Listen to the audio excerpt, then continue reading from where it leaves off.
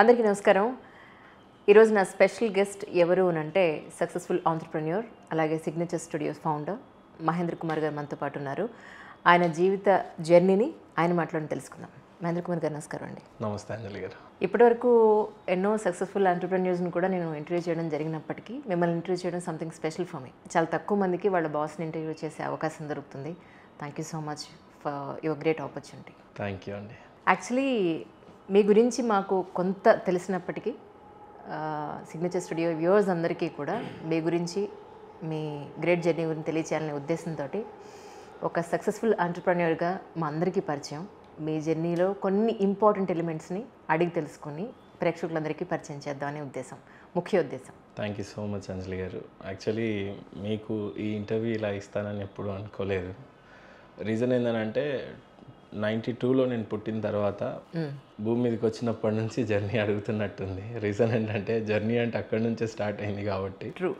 నా పుట్టుక అక్కడే జరిగింది. 92 ఓ చిన్న పల్లెటూరు. మధ్యాహ్నం మా అమ్మకి డెలివరీ చేసుకోవడానికి కూడా వసతులు సరిగ్గా లేవు. రీజన్ ఏంటంటే మేము పుట్టి పెరిగిన ప్రాంతం ఎలాంటిది అని అంటే, నాకు తెలిసి 2004లో మా ఊరికి కరెంట్ వచ్చింది. సో 92లో నేను పుట్టినప్పుడు కమ్యూనికేషన్ స్కిల్స్ కూడా ఉండవు. అంటే కమ్యూనికేషన్స్ ఎలా అంటే, మా అమ్మ పురిటి నొప్పులు పడతా ఉంటే ఆ నొప్పి తెలుసుకొని పక్కింటి వాళ్ళకి తెలుస్తుందే తప్పితే కానీ ఓ డాక్టర్కో అంబులెన్స్కో చేసుకునే సదుపాయాలు లేవు మా ఊరికి యాక్చువల్లీ. సో అమ్మ పక్కనున్న 4-5గురితో కలిపి ఏదో నార్మల్ డెలివరీగా పుట్టినప్పటికీ చాలా హింసిస్తూ పుట్టాను అని చెప్తారు. కాళ్ళ సైడ్ నుంచి పుట్టాను కాబట్టి చాలాసేపటి తర్వాత పురిటి నొప్పులతో పుట్టాను అని చెప్తారు నన్ను. పుట్టిన తర్వాత లైఫ్ జర్నీ అన్నారు కాబట్టి జర్నీ అక్కడి నుంచి స్టార్ట్ అయింది కాబట్టి. ఏంటి మీరు రివర్స్లో పుట్టారా? ఎస్. నిజమా? ఎదురుకాళ్ళతో పుట్టారు అయితే? ఎదురుకాళ్ళతో పుట్టాను. అయితే మధ్యలో వచ్చి స్టక్ అయిపోయానంట. ఇక అన్నీ తేడానే. ఇక పుట్టుకే ఎదురుకాళ్ళతో పుట్టడం అంటే ఇక మీకు అంతా రివర్స్, డౌట్ లేదు అందులో. సో అప్పటికి అమ్మ నాన్న ఇంకా మొత్తం వ్యవసాయం అంటే మాకేం పెద్దగా ఉండేదేం కాదు. ఎకరం కూడా ఉండేది కాదేమో మాకు తెలిసి. మా అమ్మ నాన్నకి 3 అన్నదమ్ములు అయితే మా నాన్న చిన్నవాడు. మా నాన్నకి వ్యవసాయం చేయడం కూడా రాదు, కొద్దిగా గారభంగా పెరిగాడంట. అంతకుముందు నాకంటే ముందు 2 మగపిల్లలు, ఒక అమ్మాయి చనిపోయింది. ఆ తర్వాత నేను పుట్టాను యాక్చువల్లీ. సో నాన్న బతుకుదేవురి కోసం బేసిక్గా మా ఊర్లో నుంచి ఫస్ట్ దుబాయ్ వెళ్ళింది కూడా ఫస్ట్ ఆర్ సెకండ్ అనుకుంటా మా నాన్నే అనుకుంటా. దుబాయ్ ఎక్కడ ఉంటుందో కూడా మా నాన్నకి తెలియదు. సో పొట్టతిప్పల కోసం అరబ్ కంట్రీలలో మా నాన్న నన్ను సాధడానికి వెళ్ళిపోయిన తర్వాత చక్కగానే చదివించారు. అంటే మంచి స్కూల్లో 7th బెటాలియన్ డిచ్పల్లి అనే ప్రాంతంలో విద్యా పబ్లిక్ స్కూల్. ఆ స్కూల్ పేరు చెప్పకపోతే ఈరోజు నా సక్సెస్కి అర్థం ఉండదేమో. తర్వాత అక్కడి నుంచి చదువుకున్న 6th 7th వరకు చదువుకున్నా.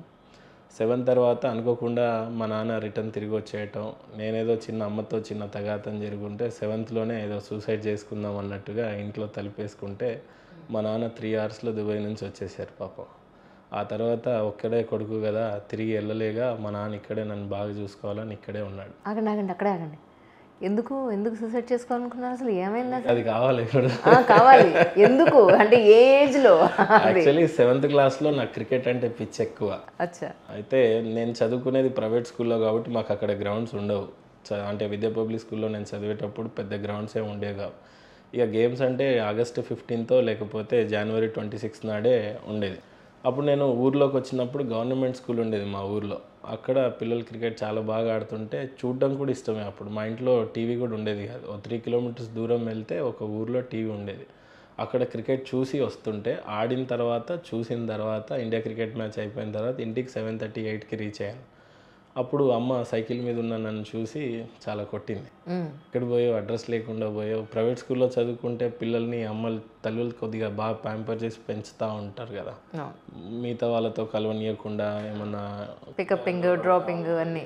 సో అమ్మ ఏం చేసింది అని అంటే, లేట్గా వచ్చావని కొడితే నేను డోర్ వేసేసుకున్నాను అనమాట. డోర్ వేసుకొని ఇంకేదో పెట్టి చెట్టో పుట్ట చూసుకోవాలన్నట్టు ఇంటి లోపల సూసైడ్ చేసుకోవాలని చూశాను. సో ఈలోగా మా నాన్న పటిష్టంగానే కట్టించాడు డోర్స్. అది ఎవరితో పగల్లా ఒక 1 hour. ఇంకా అలా సూసైడ్ ఆగిపోయింది. మా నాన్న వచ్చాడు, కొన్నాళ్ళు బాగా చూసుకున్నాడు. లక్కీగా ఇక్కడికి వచ్చిన తర్వాత నాన్న నన్ను ఎలా పోషించాలో తెలియదు, ఇంటిని కూడా ఎలా పోషించాలో తెలీదు. నాకు కూడా సరిగ్గా చదువు అవ్వలేదు. 10th క్లాస్ కోసం అని మాకు అప్పటి వరకు నిజామాబాద్ అంటే ఏంటో తెలియదు. జస్ట్ డిచ్పల్లి అనే చిన్న ప్లేస్లో నేను చదువుకున్నాను. నిజామాబాద్ అప్పుడే ఫస్ట్ టైం తెలిసింది. ఇక బ్యాడ్ లక్ ఏంటంటే ఈ 7th క్లాస్ నుంచే నేను మేస్త్రి పనికి వెళ్ళాల్సి వచ్చింది, అండర్ వెయిట్ చెప్పుకోవాల్సి వచ్చింది. ఎందుకంటే నా ఏజ్ అప్పుడు 12-13 ఉన్నప్పుడు ఈ అడ్డం మీద కూలీల లేబర్స్కి పోతా ఉంటే ఒకళ్ళు అన్న త్రూ తెలుసుకొని ఆ అడ్డం మీద కూలీ లేబర్లకు వెళ్ళేవాడు.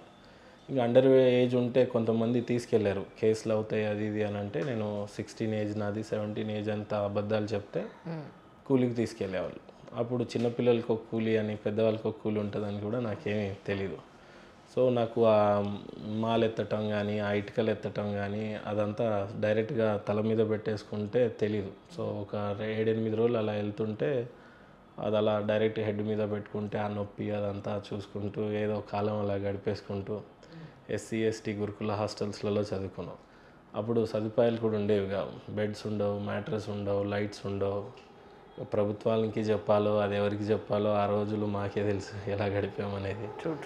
అవి హాస్టల్లో కూడా పడుకున్నప్పుడు దోమల్ని చంపుకుంటూ రాత్రంతా టైం అలానే అయిపోయేది. పొద్దున్న లేచి స్కూల్కి వెళ్ళాలి అంటే అంత చిన్న ఏజ్లో కూడా బాధ్యతగా 9 o'clockకి స్కూల్ ఉంటుంది అని చెప్పి పొద్దున్నే లేచి బట్టలు ఉతుక్కొని అన్నీ చేసుకొని స్కూల్కి వెళ్ళిపోయేవాళ్ళు.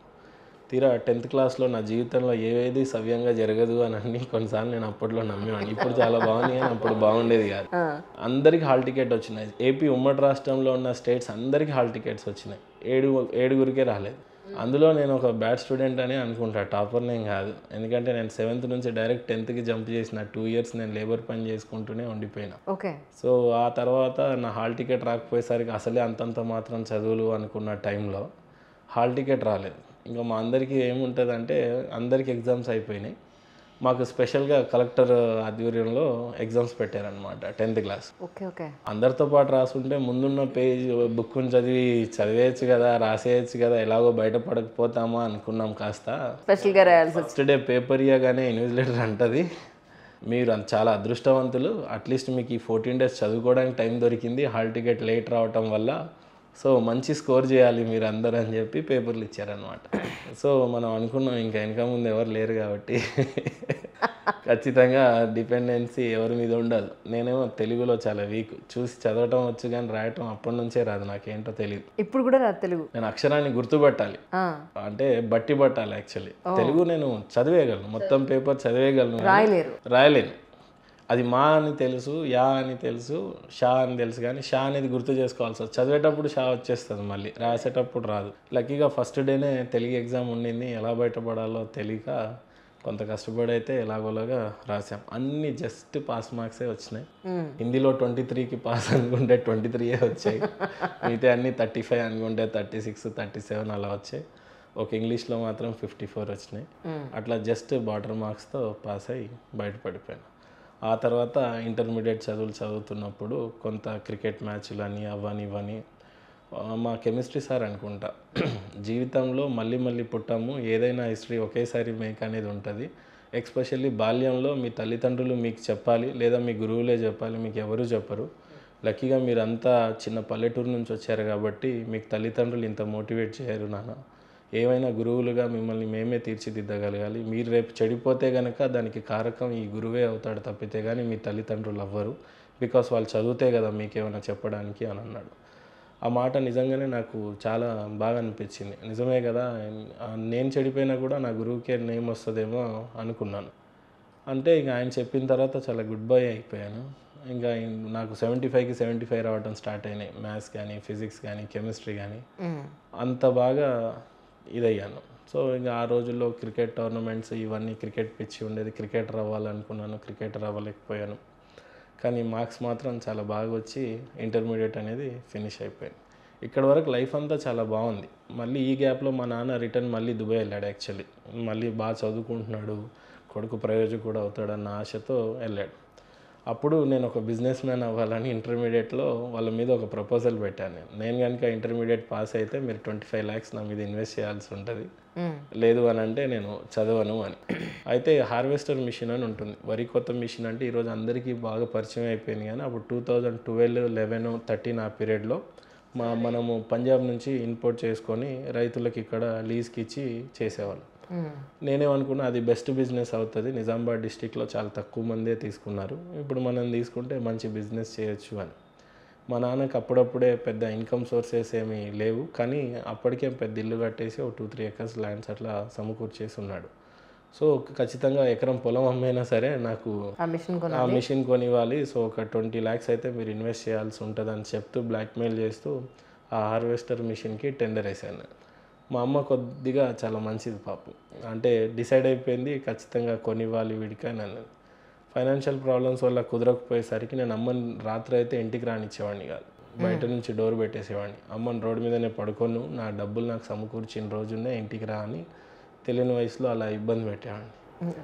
తీరా ఒకరోజు మా నాన్న దుబాయ్ నుంచి ఫోన్ చేసి, నేను ఎంక్వైరీ చేశాను, హార్వెస్టర్ మిషన్ కొనుక్కుంటే నిజంగానే బాగుపడతావు నువ్వు, అంత మార్కెట్ బాగానే ఉందంట, నేను పలానా పెద్ద ఆయనకి చెప్పాను, ఆయన దగ్గరికి వెళ్ళి నువ్వు డబ్బులు తీసుకో అని చెప్పాడు. రాజారాం ఆయన పేరు. సో నా జీవితంలో మొదటి నాంది అక్కడ ఆయన 5 lakhs ఇచ్చాడు. సో మీ ప్రేమైనా అదే స్థాయిలో ఉంటుంది, కోపమైనా అదే స్థాయిలో ఉంటుందేమో, అంతేనా? అంతే, ఇంకా అమ్మ మీద ఆ రోజు అలానే ఉంది. ఆ తర్వాత ఆయన హార్వెస్టర్ మిషన్కి ఒక 5 lakhs ఇచ్చిన తర్వాత నేను వీటిని జాగ్రత్తగా తీసుకెళ్ళి షోరూంలో సబ్మిట్ చేశాను. ఆ షోరూమ్ దిల్ రాజు గారిది యాక్చువల్లీ, మహేంద్ర షోరూమ్ యాక్చువల్లీ. అది దిల్ రాజు గారికి బహుశా నిజామాబాద్లో అదే మొదటి షోరూమ్ అనుకుంటా. అది దాని మీద ఆయనకు చాలా సెంటిమెంట్ అని తెలుసు. వాళ్ళ జిఎం ఆయన పేరు శ్రీరామ్ అనుకుంటా, ఆయన అంటే పార్ట్నర్ కూడా అని విన్నాను. అంటే అంత ఎంక్వైరీ చేశాను అంత చిన్న వయసులోనే. మళ్ళీ ఆయన వచ్చి కూర్చొని ఎదురుగుంటే రమ్మనండి ఓనర్ ఎవరో అని అంటున్నాడు, ఎదురుగానే నన్ను కూర్చోబెట్టుకొని రమ్మనండి అని అంటున్నాడు. ఓనర్ నేనే సార్ అంటే, నీ వయసు ఎంత ఉంటుంది అమ్మా అన్నాడు ఆయన. నాకు 18 ఉంటాయి సార్ అని అన్నా. ఇప్పుడు 25 lakhs మిషన్ నువ్వు కొని ఎలా నడిపిస్తావు అమ్మా అంటే నేను నాకు ఎక్స్ప్లెయిన్ చేశాను కాన్ఫిడెంట్గా. అంటే నాకు ఫైనాన్స్ ఇవ్వాలి కదా, మిగతా 15 లక్షలు ఫైనాన్స్ ఇవ్వాలంటే మహేంద్ర ఫైనాన్స్ వాళ్ళే ఇవ్వాలి. సో నువ్వు నిజంగానే తీసుకొని బాగా రన్ చేయగలుగుతావా, మీ అమ్మని ఇబ్బంది పెట్టొద్దు అది ఇది అని చెప్పేసి ఆ హార్వెస్టర్ మిషన్ నా చేతికి అప్పచెప్పాడు ఆయన. మొత్తం మీద అయితే హార్వెస్టర్ మిషన్ తీసుకొని ఒక పక్క క్రికెట్, ఒక పక్క ఇంటర్వ్యూ, అలా నడుస్తున్న లైఫ్ నడుస్తూ ఉంది. ఒక ఫైన్ డే ఏంటంటే, నాకు తెలిసి అప్పుడు 2011 నుంచి 13-14 వరకు అనుకుంటా మేడం, ఆర్ బిఫోర్ అనుకుంటా, ఫుల్ కరువు వచ్చిందనమాట. ఓ 2-3 years వరకు అసలు వర్షాలే పడలేవు. సో తీసుకున్న మిషన్స్ అన్నీ ఇంటి ముందు పెట్టుకున్నాం. గంటకి 3000 వచ్చే అమౌంట్ కాస్త 700 రూపాయలకే చేసుకోవాల్సి వచ్చింది. అది డీజిల్కి కానీ డ్రైవర్స్కి కానీ నిండేది కదా యాక్చువల్లీ. ఒకప్పుడు నేను స్టార్టింగ్ తీసుకున్నప్పుడు సంచుల్లో డబ్బులు నింపే అంత వచ్చేసినాయి. అంటే ఆ టైంలో అంత రేట్, దానికి డిమాండ్ కూడా అంత బాగుండే. మా నాన్న ఏం చేశాడు, ఇదంతా బాగానే ఉంది కదా అని మా నాన్న తిరిగి వచ్చేసాడు. ఇక నేను ఇది బాగానే ఉంది అనుకున్నాం, తీరా చూస్తే అది ఫైనాన్సర్స్ వాళ్ళే ఎత్తుకెళ్ళిపోయేంత స్థితికి వెళ్ళిపోయింది. సో మేము అప్పుల పాలైపోయి ఉన్న ఎకరం పొలం అమ్మేయాల్సి వచ్చింది. డాడీకి ఇంకా బర్డెన్ అయిపోయింది.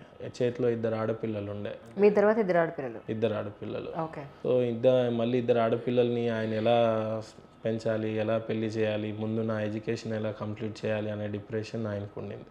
ఒకరోజు రాత్రి చాలా నేను కూడా మదన పడిపోయి ఉన్నా. మాకు నిజామాబాద్ తప్పితే వేరే ఏ ఊరు తెలియదు అంతవరకు. ఆ నిజామాబాద్ కూడా కొంతవరకు చదవడానికి దానికే అయిపోయింది. ఆ రోజంతా ఆలోచించి సినిమా స్టోరీ లాగానే జరిగిందనమాట. అమ్మ బీరువాలోనే డబ్బులు పెడుతుంది కాబట్టి బీరువాని పగలు కొట్టేసి ఒక చిన్న లెటర్ రాసేసి, అమ్మ నేను హైదరాబాద్కి అట్లా వెళ్ళిపోతున్నాను, నా కోసం నువ్వు వెతకొద్దు, ఏమున్నా నేను ఖచ్చితంగా సేఫ్గానే తిరిగి వస్తాను అని చెప్పేసి అమ్మకి ఆ లెటర్ రాసేసి రాత్రి ఎవరికి తెలియకుండా అట్లా బయలుదేరిపోయి హైదరాబాద్కి వచ్చేసాను. హైదరాబాద్కి వచ్చేసిన తర్వాత తీసుకొచ్చుకున్న 3000 ఆ బ్యాగ్లో పెట్టుకొని నైట్ బస్ స్టాండ్కి నేను తిరుపతి హైదరాబాద్ అనే నేమ్ బోర్డు చూసి ఎక్కిన బస్సు. దిగింది హైదరాబాదో తెలియదు, తిరుపతో తెలియదు, కానీ అర్ధరాత్రి 11:30కి దిగాను నేను. దిగిన తర్వాత ఆ బ్యాగు నా జస్ట్ పిల్లోలాగా పెట్టుకొని బస్ స్టాండ్లోనే నైట్ పడుకున్నా. అప్పటికే పల్లెటూరు నుంచి వచ్చాం కాబట్టి మాకు ఆ బస్ స్టాండ్ అదంతా కామన్గానే ఉంటుంది, మంచి ఇంటీరియర్ అదంతా ఏముండదు. ఆ పిల్లో కింద పెట్టుకొని పడుకున్న బ్యాగు, చేతుకున్న వాచ్ పొద్దున్న 3:30కి లెగిసి చూస్తే లేవు. సో తిరిగి రిటర్న్ వెళ్ళాలన్నా అక్కడ పరిస్థితులు అయితే తెలుసు, ఎకరం పొలం అమ్మేసుకున్నాం, అప్పుల పాలైపోయాము, ఎలాగైనా చావోరేవో ఈ హైదరాబాద్లోనే తేల్చుకోవాలి ఇంకా.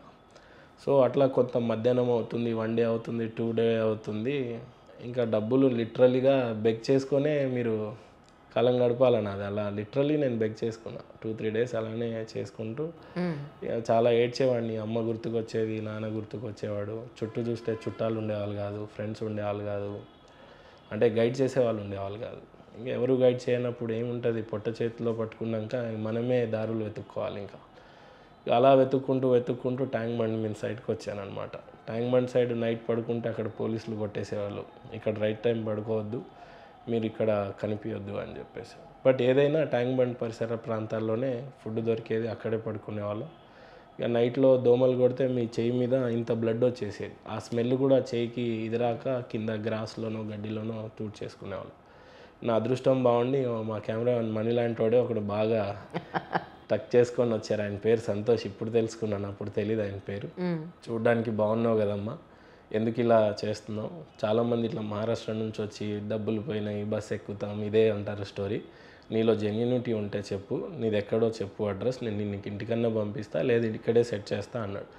నా ఇంటి స్టోరీ నేను జెన్యూన్గానే చెప్పా. అయ్యయ్యో మరి ఇప్పుడు ఇంటికి పోయి ఏం చేస్తావమ్మా, నువ్వు ఇక్కడే ఉండి ఏదో ఒక ఉద్యోగం వెతుక్కో అని చెప్పి, బట్ ఇలా వద్దు, నేను నీకు ఒక బాయ్స్ హాస్టల్ చూపిస్తా అని హిమాయత్ నగర్ నారాయణ బాయ్స్ హాస్టల్లో తీసుకెళ్ళి వేసి ఫస్ట్ మంత్ ఆయన పాకెట్ మనీతోనే నా హాస్టల్ ఫీజు పే చేశాడు. 30 days నీకు ఇక్కడ 3 పూటల అన్నం ఉంటుంది. ఈ 30 daysలో నువ్వు ఏ ఉద్యోగం వెతుక్కోవాలన్నా వెతుక్కో. ఇక నా స్థాయికి ఇంటర్మీడియట్ నేను నారాయణలో చదివిన, టాపర్గా బాగానే ఉన్నా, ఆల్మోస్ట్ టాప్ 10లో టాప్ 5లో వచ్చేవాడిని ప్రతిసారి ఎడ్యుకేషన్లో. బట్ అంత రెజ్యూమ్ అంటే తెలీదు, CV అంటే ఏమో తెలీదు, అసలు ఎలా ప్రిపేర్ చేసుకుంటారో కూడా తెలీదు. అప్పుడప్పుడే ల్యాప్టాప్ అనేది తెలియదు కాబట్టి ఆ CV మైక్రోసాఫ్ట్లో వార్డ్ ఉంటుంది, అందులో CV తయారు చేసుకోవాలనేది తెలియదు. అక్కడ నుంచి ఎలాగోలాగో బయటపడి మా స్థాయికి అయితే వెయిటర్ జాబే వస్తుందేమో అని ఫస్ట్ అయితే కొన్ని జాబులకి వెళ్తుంటే షోరూమ్స్లోకి వెళ్ళేవాడిని. 2-wheeler షోరూంలోకి వెళ్తే డీసెంట్గా ఉంటుంది కదా, బాగుంటుంది జాబ్ కదా అని అడిగితే వాళ్ళు అంటారు ఎక్స్పీరియన్స్ ఉందా అని. ఇక నాకు కొన్ని 4th ఇంటర్వ్యూలో ఒక జోక్ ఏంటంటే, ఈ అమ్మాయి ఎక్స్పీరియన్స్ ఎక్కడ దొరుకుతుంది అసలు, పోయినోడు జరిగినప్పుడల్లా ఎక్స్పీరియన్స్ అంటారు, ఇంకేం ఆపర్చునిటీ దొరుకుతుంది మనకి అని బాగా ఇదైపోయి, వెయిటర్ అయితే బెస్ట్ ఏమో, కొంత బాడీతోనే పని చేసేదే రాసి పెట్టుందేమో, ఇంకా ఫింగర్ టిప్స్తో పనిచేసేది మనకి యోగ్యం లేదేమో, ఉంచాలి అని చెప్పేసి. ఇక ఫస్ట్ డేనే ఎవరో తిన్న ఎంగిల్ ఎత్తాలి అంటే మీరు ఒకసారి ఇమాజిన్ చేయొచ్చు వెయిటర్గా. అంటే ఎంతున్నా కూడా మా నాన్న నన్ను బాగా పెంచారు కాబట్టి, అమ్మ ప్రేమ ఉంటుంది కాబట్టి, అండ్ పల్లెటూరు వాళ్ళకి తెలియని ఒక మొరటితనం ఉంటుంది, ఆత్మవిశ్వాసంతో గట్టిగా ఉంటుందని నమ్ముతాను. మనమేంది ఇది చేసేది, ఒకటి తిన్నది ఎత్తేది ఏంది అనేది ఉంటుంది. అంటే ఇంతకుముందు సినిమాలో స్టోరీ లాగానే ఎవడో పెళ్ళిలో నా విస్తరాకు ఎత్తుతుంటే ఏదో బాధ అనిపించేది, అదేంది వీళ్ళు ఎందుకు ఎత్తుతారు మనం తిన్నదని నేనే వేసేవాడిని, వాళ్ళకి ఇచ్చేవాడిని కదా. కానీ ఇక్కడ వాళ్ళు తింటే కొంత బోన్స్ కానీ అవన్నీ ప్లేట్స్ అంతా కొద్దిగా మనకు అలవాటు అవ్వదు. తీసుకెళ్ళి అది చేయటం, ఆర్డర్ తీసుకోవటం, అదంతా కొంత కష్టంగానే అనిపించేది. ఇంకా జీవితం ఇలానే ఉంటుందని ఇమాజిన్ చేసినప్పుడు ఎవరు మాత్రం కోరుకుంటారు అలాంటి లైఫ్ ఉండాలని. ఆ తర్వాత కొంతకాలం పోయిన తర్వాత లక్కీగా ఈట్ హైదరాబాద్ రెస్టారెంట్ నేను వర్క్ చేసింది హిమాయత్ నగర్లో. సో ఆ ఈట్ హైదరాబాద్లో ఆ మేడం గారి పాపం లక్కీగా నిజామాబాద్ ఫ్రాంచైజ్ ఓనర్. ఒకరోజు నేను ఆర్డర్ తీసుకున్నప్పుడు నా హ్యాండ్ రైటింగ్ చూసింది యాక్చువల్లీ. అరే ఇంత బాగా రాస్తున్నావే, మరి వెయిటర్ జాబ్ ఎందుకు చేస్తున్నావు నాన్న, నువ్వు రిసెప్షన్లో చేసుకో అంటే, ఆ రోజు నైటే నేను ఎక్సెల్ షీట్స్ అవన్నీ ప్రిపేర్ చేసిన దాన్ని చూసి మేడం చాలా లైక్ చేసింది. నువ్వేమన్నా చదువుకుంటానంటే చెప్పమ్మా అది అని అంటే, లేదు మేడం నేను చదువుకొని నేను వర్కే చేసుకోవాలి, ఇంట్లో పరిస్థితి ఏం బాగాలేదు నాకు, తప్పదు మేడం నాకు అన్నా. అట్లా ఒక 1-2 months అలా గడిచిపోయిన తర్వాత నా జీవితంలోకి మళ్ళీ ఒక దేవతలాగా, ఆమె పేరు మౌనిక రెడ్డి యాక్చువల్లీ. ఎందుకంటే ఇంత ప్రొనౌన్స్గా చెప్తున్నా, నా లైఫ్లో జర్నీ చెప్పుకొని ఈ టెస్టిమోనియల్ కల్పించిన మీకు నిజంగానే ఏమంటారు, రుణపడి ఉండాలా. సో అప్పుడు మౌనిక రెడ్డి అనే అమ్మాయి జస్ట్ తినేసింది, అంత అయిపోయింది. ఆ అమ్మాయి నా కౌంటర్ దగ్గరికి వచ్చినప్పుడు ఈ జాబ్ చేయాలంటే ఏం చదువు ఉండాలి అని అడిగింది. ఇదో పెద్ద జాబ్ మరి నా మనసులో నేను అనుకుంది. మీరేం చేశారు అని అన్నాను. నేను ఏవియేషన్ చదువుతున్నాను, పక్కనే మా ఇన్స్టిట్యూట్ హిమాయత్ నగర్ ఫ్రాంక్ఫిన్లో నా ఏవియేషన్ నడుస్తుంది అని. ఇక ఏవియేషన్ అంటే ఏంటి అంటే ఎయిర్లైన్స్ రిలేటెడ్ కోర్స్ అనింది. సో ఆ ఏవియేషన్ అనేది ఏదో సౌండ్ బాగుంది కదా అని ఆ రాత్రికి అలా ఆలోచించి నాకు టైం దొరికినప్పుడు నేను ఆ అకాడమీకి వెళ్ళి కనుక్కున్నా ఫీజు. అడిగితేనేమో 3 lakhs అన్నారు వాళ్ళు. నా శాలరీ అప్పటికి కరెక్ట్గా 6,000 వస్తుంది. హాస్టల్ ఫీజు అంతా పే చేస్తే నాకు 3-4,000 అలా మిగులుతుంది.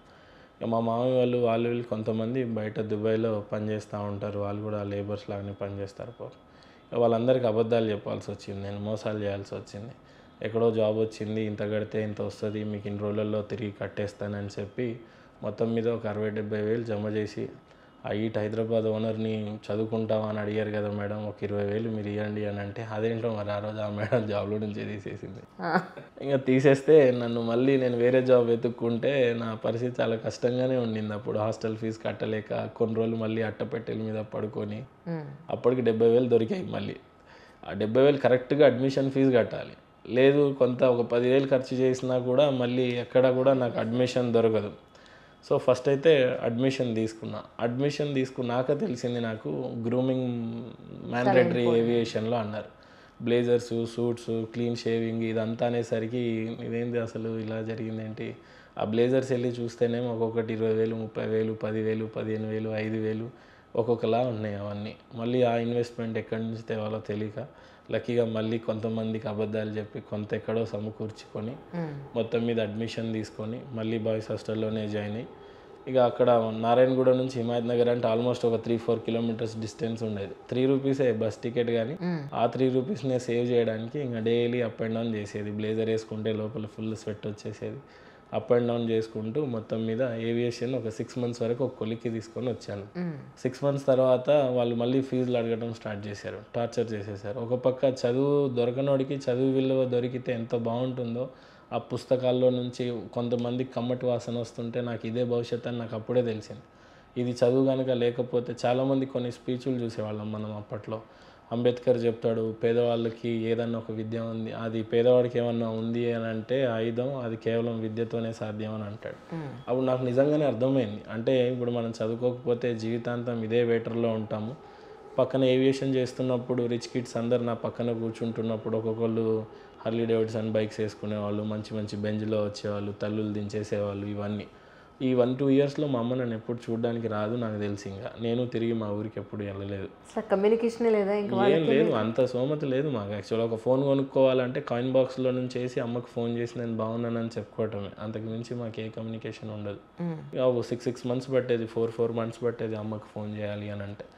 సో మొత్తం మీద అయితే బ్లేజర్స్ అవి కొనుక్కొని మళ్ళీ వాళ్ళు ఫీజుల కోసం టార్చర్ చేస్తున్న టైంలో లక్కీగా నాకు ఫస్ట్ సెమిస్టర్స్ వచ్చేసినాయి. దాంట్లో గ్యాలీలియో, ఫిడిలియో అని చెప్పేసి 2 సాఫ్ట్వేర్స్ ఉంటాయి. ఒకటి షిప్ సైడ్ వెళ్తారా, ఎయిర్లైన్స్ రిలేటెడ్కి వెళ్తారా, ట్రావెల్ని చూస్ చేసుకుంటారా, హోటల్ మేనేజ్మెంట్ని చూసుకుంటారా, 4-5 సెగ్మెంట్స్ ఉంటాయి అందులో.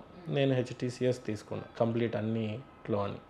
దాంట్లో గ్యాలీలియో టాప్ చేశాను. మా బ్యాచ్మెంట్ అంతా వివేకానంద వీళ్ళంతా నాకు గుర్తున్నారు, కానీ ఇప్పుడు ఎక్కడున్నారో నాకు తెలియదు. బికాస్ అప్పుడు ఫ్రెండ్షిప్ చేసే స్థాయి నాది కాదు యాక్చువల్లీ. వాళ్ళంతా కాఫీ ఆర్డర్ చేస్తుంటే, KFCలలో ఆర్డర్ చేస్తుంటే నాకు అవన్నీ తెలియదు కూడా.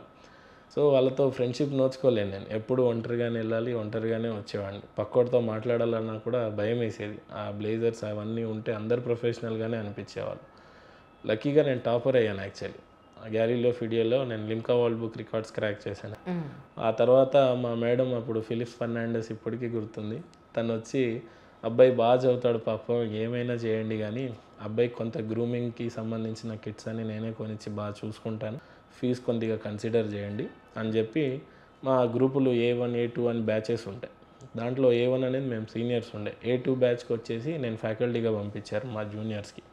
చాలా చక్కగా చెప్తున్నావమ్మా, ఇంకా కొన్ని రోజులు ఇక్కడే చెయ్యి అని చెప్పి త్రూ అవుట్ ద అకాడమిక్స్లో నన్ను వెయిటర్గా మానిచ్చేసి మంచి ఫ్లాట్స్లోకి షిఫ్ట్ చేసి నాకు ఒక ఫ్రెండ్ని అప్పచెప్పారు. ఆ ఫ్రెండ్తో పాటు ఆ ఫ్లాట్ని కంటిన్యూ చేశాను రవీంద్ర అనే అబ్బాయితో. మొత్తం మీద అకాడమిక్స్ అన్నీ చాలా బాగా క్లియర్ చేసుకున్న తర్వాత ఇండిగోలో ఇంటర్న్షిప్ వచ్చేసారు. ఇండిగోలో ఇంటర్న్షిప్ వచ్చిన తర్వాత ఇంకా లైఫ్ చాలా బాగుంటుంది అని అనిపించి first time 18,000 straight away salary నా అకౌంట్లో పట్టడం, కొన్నాళ్ళు హైదరాబాద్లో చేయటం, మళ్ళీ ఇక్కడ నుంచి ముంబైకి కొన్నాళ్ళు షిఫ్ట్ అయింది. ముంబై నుండి సహారా హోటల్లో మాకు ఫస్ట్ టైం అకామిడేషన్ ఇచ్చారు. అక్కడ క్రికెట్ టీమ్స్ అవన్నీ వస్తాయి. అక్కడ కలిసాను ఫస్ట్ టైం క్రికెట్ టీమ్ని, అందరితో మాట్లాడాము. ఆ తర్వాత క్యాథ పసిఫిక్లో వచ్చింది. ఆ తర్వాత ఇతిహాడ్స్లో వచ్చింది, ఎమరైట్స్ వచ్చింది. నేను దుబాయ్ కోసము ఇంకా బయలుదేరాల్సిన టైంలో ఇంటికి వెళ్ళినా నేను ఫస్ట్. ఎన్నాళ్ళ తర్వాత? 3.5 years అట్లా తర్వాత ఫస్ట్ టైం మా ఊరికి వెళ్ళా. అది కూడా ఒక సెకండ్ హ్యాండ్ కార్ కొనుక్కున్నాక వెళ్ళా, షిఫ్ట్ కారు. మళ్ళీ ఊరికి వెళ్తున్నప్పుడు అసలే ఊరు కదా, చిన్న చిన్న అప్పులు తీర్చుకోకుండా పోతే వీడు పెద్ద కారు వేసుకొని వచ్చాడు, అప్పులు తీర్చలేదంటారని వాళ్ళ అప్పులన్నీ తీర్చుకున్నాకనే పోయా. అప్పటికి నేను వెళ్తుంటే నా కార్ మధ్యలో కొన్ని మేకలు గొర్రెలు అవి ఉన్నాయి. గట్టిగా సౌండ్ చేస్తూ ఉంటే ఎదురుగా మా నాన్న. అంటే అప్పటికి నాకు తెలియదు మా అమ్మ నాన్నలు గొర్రెలు తీసుకున్నారు, మేకలు తీసుకున్నారు, వాళ్ళ కష్టాలు అట్లున్నాయి, చాలా ఇబ్బందుల్లో ఉన్నారు అని అప్పుడు ఫస్ట్ టైం బాగా ఏడుపు వచ్చింది నాకు. నాన్న మరి గొర్రెలు మేకలు అమ్మేసేయి, మనం వేరే ఏదైనా చూసుకుందాం, నేనున్నా చూసుకుంటా అంటే నిన్ను నమ్ముకుంటే కష్టం అయ్యా, వద్దు అని అన్నారు.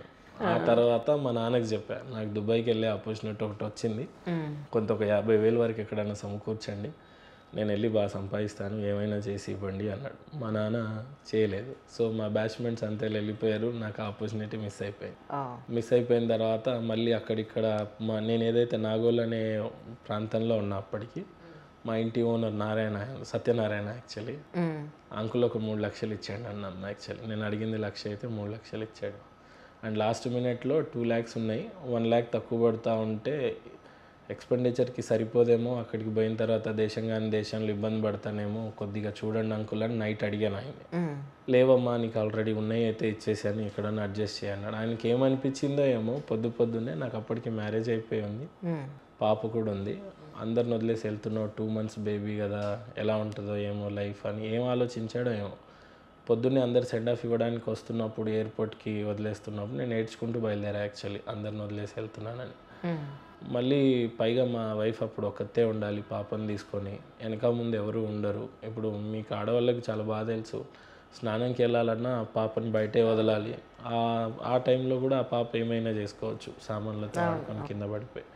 ఇంకా అంత హెల్ప్లెస్ సిచ్యువేషన్లో వదిలేసి వెళ్తూ ఉన్నాను. తను అప్పటికి ఆక్స్ఫర్డ్లో అట్లా బాగానే వెల్ ఎడ్యుకేటెడ్ చదువుకొని ఉన్నా, ఈ లవ్ మ్యారేజ్ చేసుకోవడం వల్ల పాపం వాళ్ళు ఎంత బాగున్నా కూడా మా అమ్మని అంగీకరించలేదు యాక్చువల్లీ. వాళ్ళ అమ్మ నాన్నలు మాట్లాడడం మానేశారు. మా అమ్మ నాన్నలు మాట్లాడినా పెద్దగా లాభం ప్రయోజనం ఏమీ ఉండదు, ప్రేమ తప్పితే వాళ్ళ దగ్గర ఇవ్వడానికి ఏమీ ఉండదు పాపం.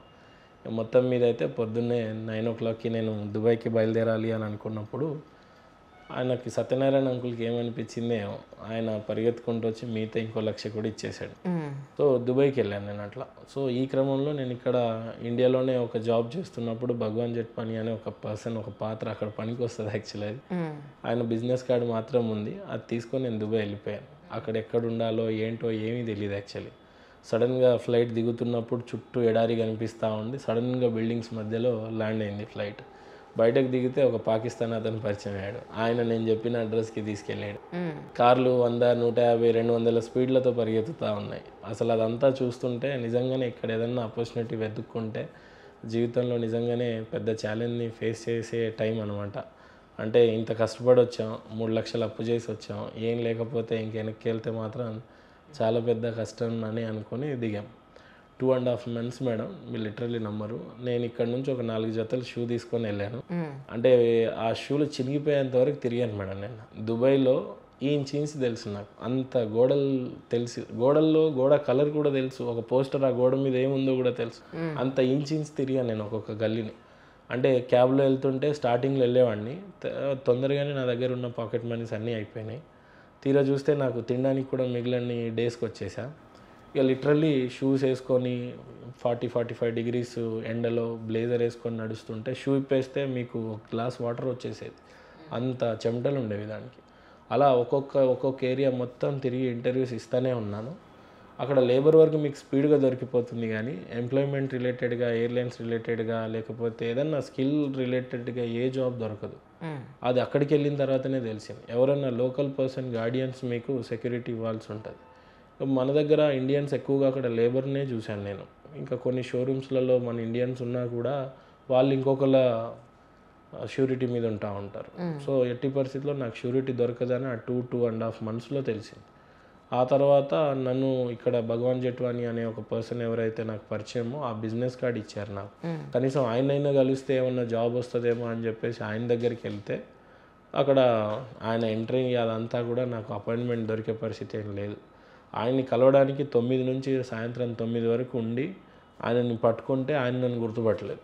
తీరా సరేలే ఏదో వచ్చావుగా ఇండియా నుంచి అంటున్నావు కదా నా కనికరం చూపించి ఆయన ఆఫీస్కి పిలిస్తే చాలాసేపు మాట్లాడాను నేను. మాట్లాడితే నేను నీకైతే జాబ్ ఇవ్వలేను, కానీ నీ స్కిల్ రిలేటెడ్గా నువ్వు ఎయిర్లైన్స్లలో చేసావు కాబట్టి అయితే ఎయిర్లైన్స్ అయితే హోటల్స్ నీకు సూటబుల్ అవుతుంది అని చెప్పేసి నేను నీకు చేయాల్సిన సాయం ఒకటే అని పర్స్ తీసి అందులో ఎంత డబ్బు ఉంటే అంత నాకు ఇచ్చేసాడు. అదొక 3000 dirhams అంటే మళ్ళీ నన్ను రీబ్యాక్ చేయడానికి యూజ్ అయింది. అప్పటికి ఎమిరేట్స్కి ఒకసారి నేను ఇంటర్వ్యూ ఇచ్చేస్తున్నాను, సెలెక్ట్ అయి ఉన్నాను. సెకండ్ ఇంటర్వ్యూ మళ్ళీ ఎప్పుడో మెయిల్ వస్తుంది, అప్పుడు చూసుకోవాలి అని అన్నారు. మళ్ళీ నేను మెయిల్ వచ్చింది అదే రోజు. నేను ఇంకా ఇండియాకి కరెక్ట్గా 8 రోజుల్లో నా వీసా ఎగ్జిట్ అయిపోతుంది. అప్పుడు మెయిల్ వచ్చింది. ఇంకా ఆల్మోస్ట్ సెకండ్ రౌండ్ క్వాలిఫై అయిపోయినా. నేను వాళ్ళకి చెప్పా సెకండ్ రౌండ్లో నా వీసా ఇలా అయిపోతుంది మేడం, మీరు ఏదో ఒకటి హెల్ప్ చేయాలి అని చెప్తే, లేదు మేము చేయలేము, మాది ఎంఎన్సీ కంపెనీ, మాది అలా ఏమి ఉండదు అన్నాడు. లక్కీగా ఇంకా నాకు జాబ్ రాదు అని నిర్ణయం అయిపోయిన తర్వాత రేపు ఫ్లైట్ అంటే ఈరోజు నైట్కి ఇక చిన్న షాపింగ్ చేసేసా, చిన్నగా ఉన్నాయి పాపకి, దానికి తిరిగి వెళ్ళిపోవాలని ఇంకా డిసైడ్ అయిపోయినా. తెల్లారి వెళ్ళిపోతా అనుకున్నప్పుడు నైట్ ఫైనల్ రౌండ్స్కి పిలిచారు. ఫైనల్ రౌండ్స్కి వెళ్ళి అప్పుడే సెలెక్ట్ అయిపోయి అప్పుడే నైట్ షిఫ్ట్లో జాబ్ పెట్టేశారు నన్ను. ఒక విల్లా ఇచ్చారు, BMW పికప్ డ్రాప్కి ఇచ్చేశారు. అసలు సడన్గా లైఫ్ ఏంటో ఏమీ అర్థం కాలే. అలా ఒక 6-7 months బాగా కష్టపడి సంపాదించిన తర్వాత తిరిగి మా వైఫ్కి సర్ప్రైజ్ ఇద్దాము. ఒక 14 లీవ్స్ ఉన్నాయి నావి. ఆ లీవ్ శాలరీస్ అన్నిటినీ ఆపుకొని ఆ 14 daysని అలా నిలబెట్టుకొని నేను తిరిగి ఇండియాకి వచ్చిన. ఇండియాకి వచ్చి సర్ప్రైజ్ ఇద్దాం అనుకున్న తర్వాత ఇక్కడ స్వేచ్ఛగాలిని పీల్చిన తర్వాత ఒకటే అనిపించింది, జీవితంలో ఏ కారంతోనైనా తినొచ్చు, పెకిల్తో తినొచ్చు, కానీ పిల్లం బిడ్డలను వదిలేసి ఉండకూడదు, కష్టమైన నష్టమైన ఇక్కడే భరిస్తానని ఫిక్స్ అయిపోయి ఉన్నా. మళ్ళీ ఇండియాకి వచ్చిన తర్వాత ఇక్కడ ఇంటర్వ్యూస్ ఇస్తే 12,000 13,000 జీతం ఇస్తా అన్నారు. నాకు అక్కడ 5-6 lakhs వరకు వచ్చేసేది. సో నీ అమ్మ ఇండియాలో మనకి ఆపర్చునిటీస్ 80% ఇంకా దొరకదు, మనం ఏదో ఒకటి ఆలోచించాలి, ఉన్న కొంత లిక్విడ్ అమౌంట్ ఉంది, ఏమైనా చేసుకుని ఇప్పుడే చేసుకోవాలని డిసైడ్ అయిపోయి ఉన్నా. ఇక నా స్కిల్స్ నాకు తెలిసినవి ఏమొచ్చినాయి, నేను చదివింది ఒకటైతే నాకు వచ్చిన స్కిల్స్ ఒకటి. ఒక్కొక్క జాబ్ ప్లేసెస్లో ఒక్కొక్క సాఫ్ట్వేర్ నన్ను నేర్పించింది. అసలు నేను SEO నేర్చుకున్నది నా చదువు దగ్గర అసలు రానే రాదు, అది ఎక్కడ కూడా దాని స్కిల్లే కదా యాక్చువల్లీ. కానీ నేను చేసుకుంటున్నప్పుడు క్రాస్ ట్రైనింగ్స్ అంటూ ఉంటాం. సపోజ్ మనం ఒక డిపార్ట్మెంట్లో కెమెరామ్యాన్ డిపార్ట్మెంట్లో ఉంటూ మనకి ఇంకో డిపార్ట్మెంట్ నచ్చిందంటే క్రాస్ ట్రైనింగ్కి వెళ్ళొచ్చు. సో అలా వెళ్తూ నేర్చుకునేవి చేసుకునేవి ఉంది. సో సడన్గా ఒక IQ టీమ్ యాక్టివ్ అనే ఒక కంపెనీకి శ్రీకారం చుట్టినాం మేము అప్పట్లో. అప్పుడే మార్కెట్లో స్నాప్డీల్ అనే కంపెనీ పడిపోతుండటం, వాళ్ళని డెవలపర్స్గా నా దగ్గరికి నేను తెచ్చుకోవటం, మీకు శాలరీస్ ఇవ్వను కానీ ఖచ్చితంగా మీరు నా దగ్గర నమ్మకంగా పనిచేస్తే మీకు షేర్స్ ఇస్తానని చెప్పటం, వాళ్ళు నమ్మటం. అలా కొంత హోటల్స్కి సాఫ్ట్వేర్స్ అట్లా డిజైన్ చేద్దామని ఇనిషియల్ స్టేజ్లో అనుకున్నా. ఫస్ట్ అయితే ఎయిర్లైన్స్ రిలేటెడ్ సాఫ్ట్వేర్స్ని డిజైన్ చేయడం స్టార్ట్ చేసినాం. ఈ పేమెంట్ గేట్వేస్ కానీ, బుకింగ్ ఇంజన్ కానీ, ఇప్పుడు ఈ మేక్ మై ట్రిప్లో మీరు కార్డ్ సబ్మిట్ చేస్తున్నప్పుడు బుకింగ్ ఇంజన్ అనే ఒక సాఫ్ట్వేర్ లేకపోతే కార్డ్ డీటెయిల్స్ మీరు ఇచ్చి పేమెంట్స్ డిడక్ట్ అవ్వటం, ఇదంతా ఆ ప్రోడక్ట్ని మనం డిజైన్ చేసినాం యాక్చువల్లీ IQ టీమ్ యాక్టివ్ అనే కంపెనీ మీద. రెండోది అంటే చాలా కంపెనీస్ ఉంటాయి సేమ్ ప్రోడక్ట్ని డిజైన్ చేయడానికి, బట్ అందులో one of our company also.